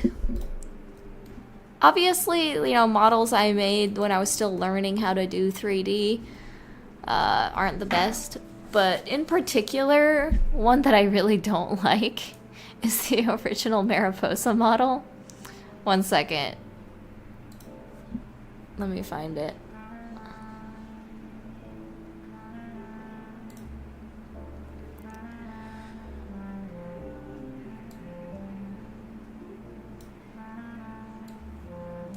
Ah, okay, here we go. This is the original Mariposa model, and it sucks so bad. It's like, I tried to have like a chibi art style, but I completely failed at the chibi art style. She looks super weird and uncanny.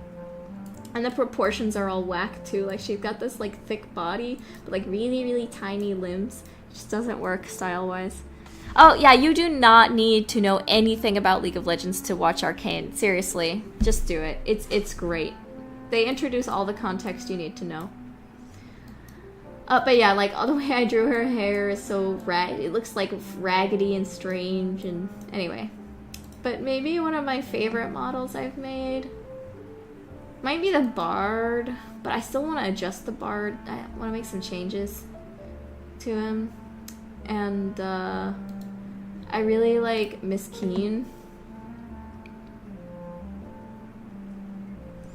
I feel like Miss Keen just turned out really nicely. exactly how I felt she wanted to, but I do need to adjust her ears a bit so they fit more with current stylization. I like Miss Keen. I like the Bard, but I also need to adjust some stuff on him too. I want to make his face a little more masculine, and I need to change the ears because they look like cat ears. They don't look like horse ears, so I need to go back on his ears. And the tail also, I've changed. With some like with the style, I need to make it like a little more thin. Madame Noiramore, I think I've said before, this is probably one of the toughest models I've ever made. Because not only is the hair crazy and was hard to model and hard to texture, but also her dress was like a whole process to texture.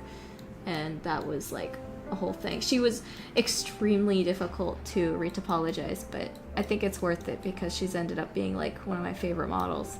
I still feel like there's some stuff that's throwing me off about her, but I don't really know what it is. So for now, I'm happy with how she looks. And then that's comparing with one of my first character models, which is so ugly now.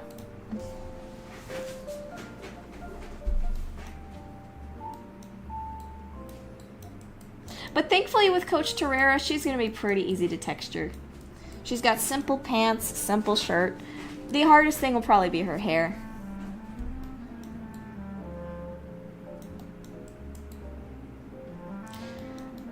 Okay, I think the eyes are done now.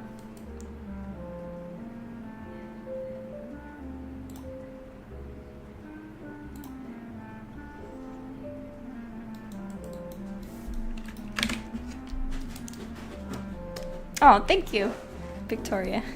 And thank you, Spooky. Now let's take a look at... what should I do next? I think I could do her hands, but... let's just try doing her shirt next. At least do the basic block out of the shirt. Let me freeze. And then... invert. Okay, cool.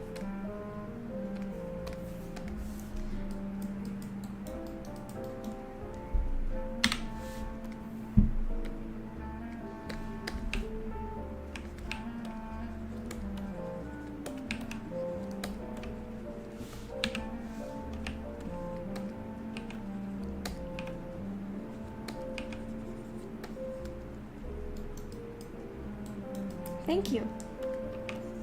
I would hope that I've improved. Not improving is a bad sign.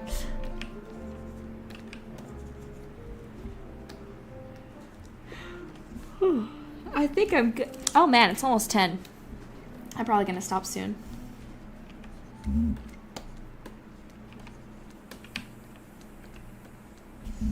Taylor asks, if your game was made into a movie, what style do you think it should be?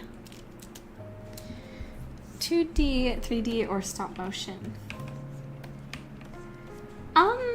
Probably 3D. I think stop motion would be really cool, but it's a 3D game. 3D would probably work best. I would love to see what we could do with stop motion, though. Stop motion is awesome. I love it. But I don't know if this would work in 2D. It's really a very 3D type of art style because it's very, based on fashion dolls, and fashion dolls are 3D things. They're 3D little sculptures, basically. I mean, dolls are little sculptures if you think about it. If you really think about it. Isn't that crazy, man? Dolls are like little sculptures. That's crazy. Tripping out, dude.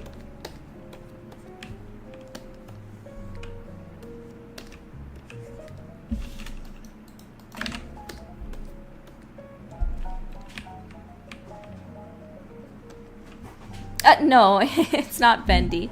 The inspiration for my avatar is literally just the origin of this art style. 1920s cartoons like Mickey Mouse and Oswald the Lucky Rabbit, and Felix the Cat. I used to watch a lot of those when I was a kid. especially Felix the cat.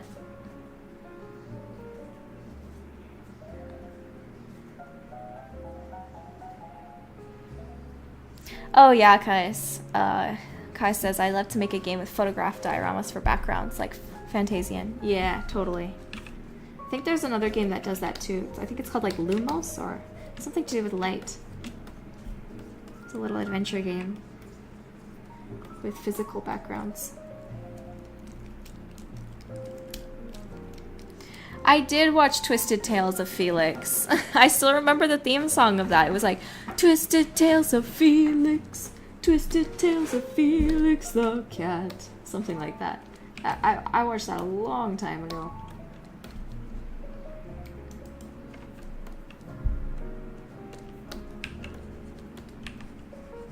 I remember it being like really weird though.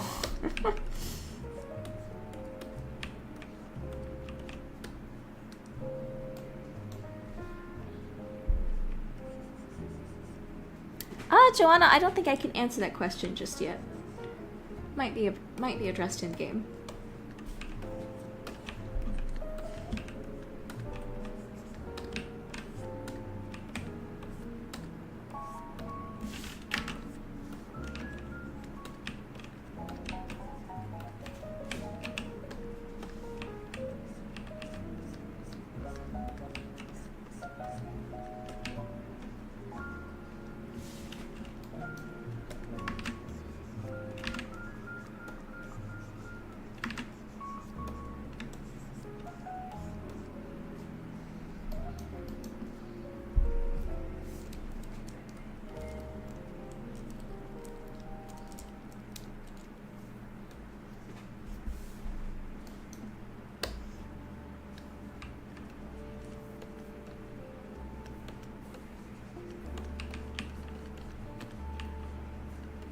Gotta make sure to have the kind of shadow from her braid underneath.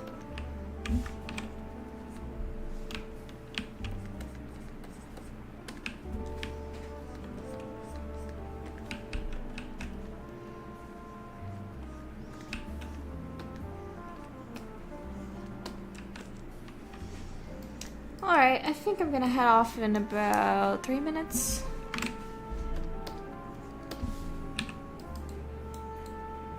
We got some good progress.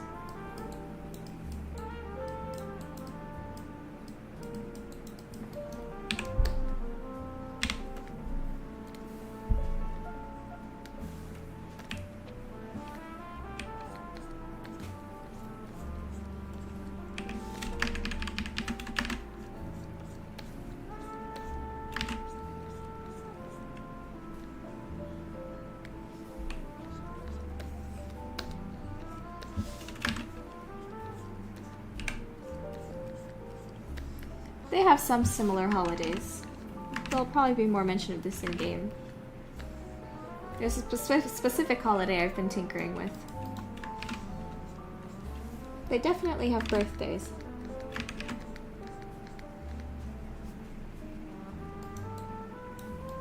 Oh yeah, the bands for the horns are some of the last things I paint on.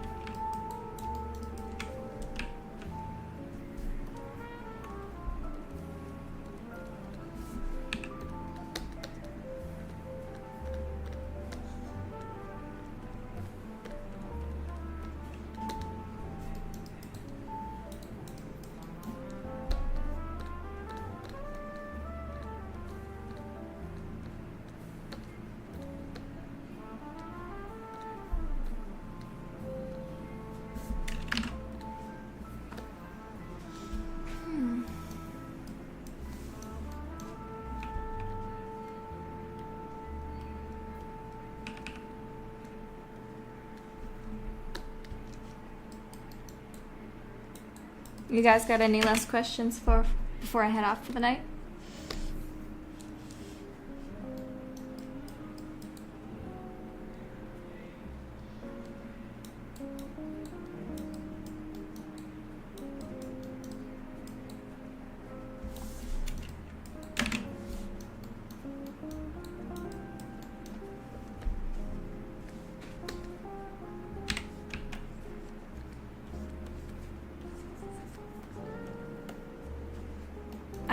Oh yeah, I'd already answered that. Yes, the bands are pretty much one of the last things I paint on. No problem, Victoria.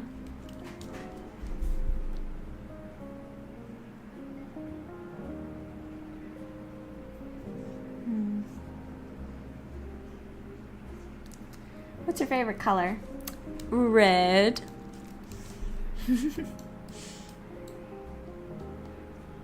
I love red. I am a red girly.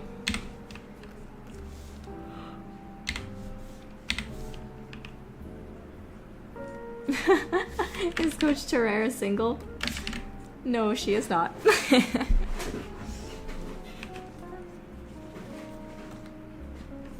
She married one of the miners that she helped to protect.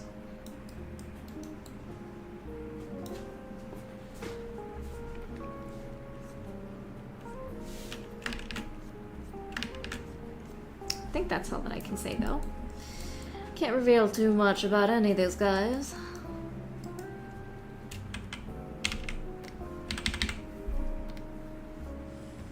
Let me add a bit more highlights before I head off.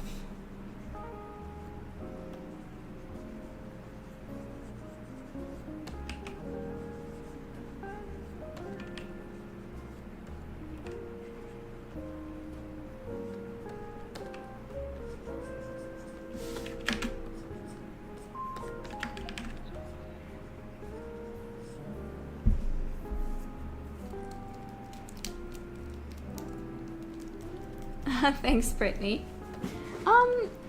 Not really. She's just kind of my little,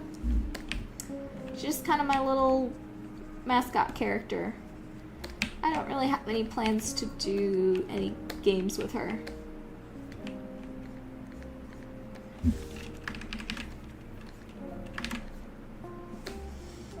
Maybe some little project in the future, but I don't know. Just kind of content with her being my little avatar at the moment.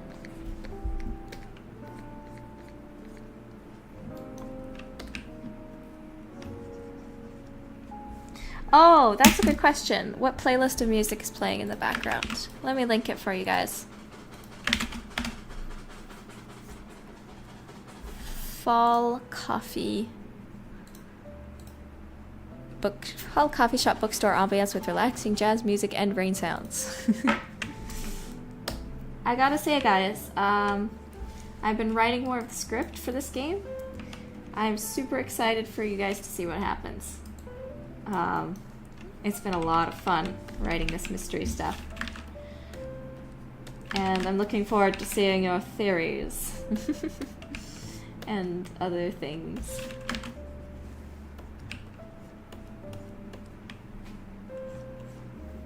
Because there's going to be a lot of lore in this game. I love lore. Get me a big t-shirt with Mr. Five Nights at Freddy's on it that says, I love lore. And I'll soy Jack. Add it.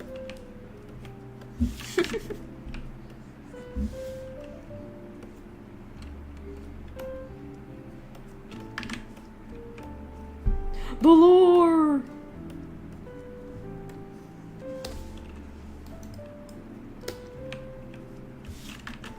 It would be really awesome if Markiplier played it.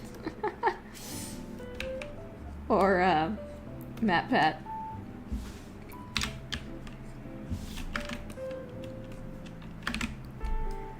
Hey, you guys can try predicting the culprit all you want. I just obviously cannot say anything. I can't react at all to anything you guys say.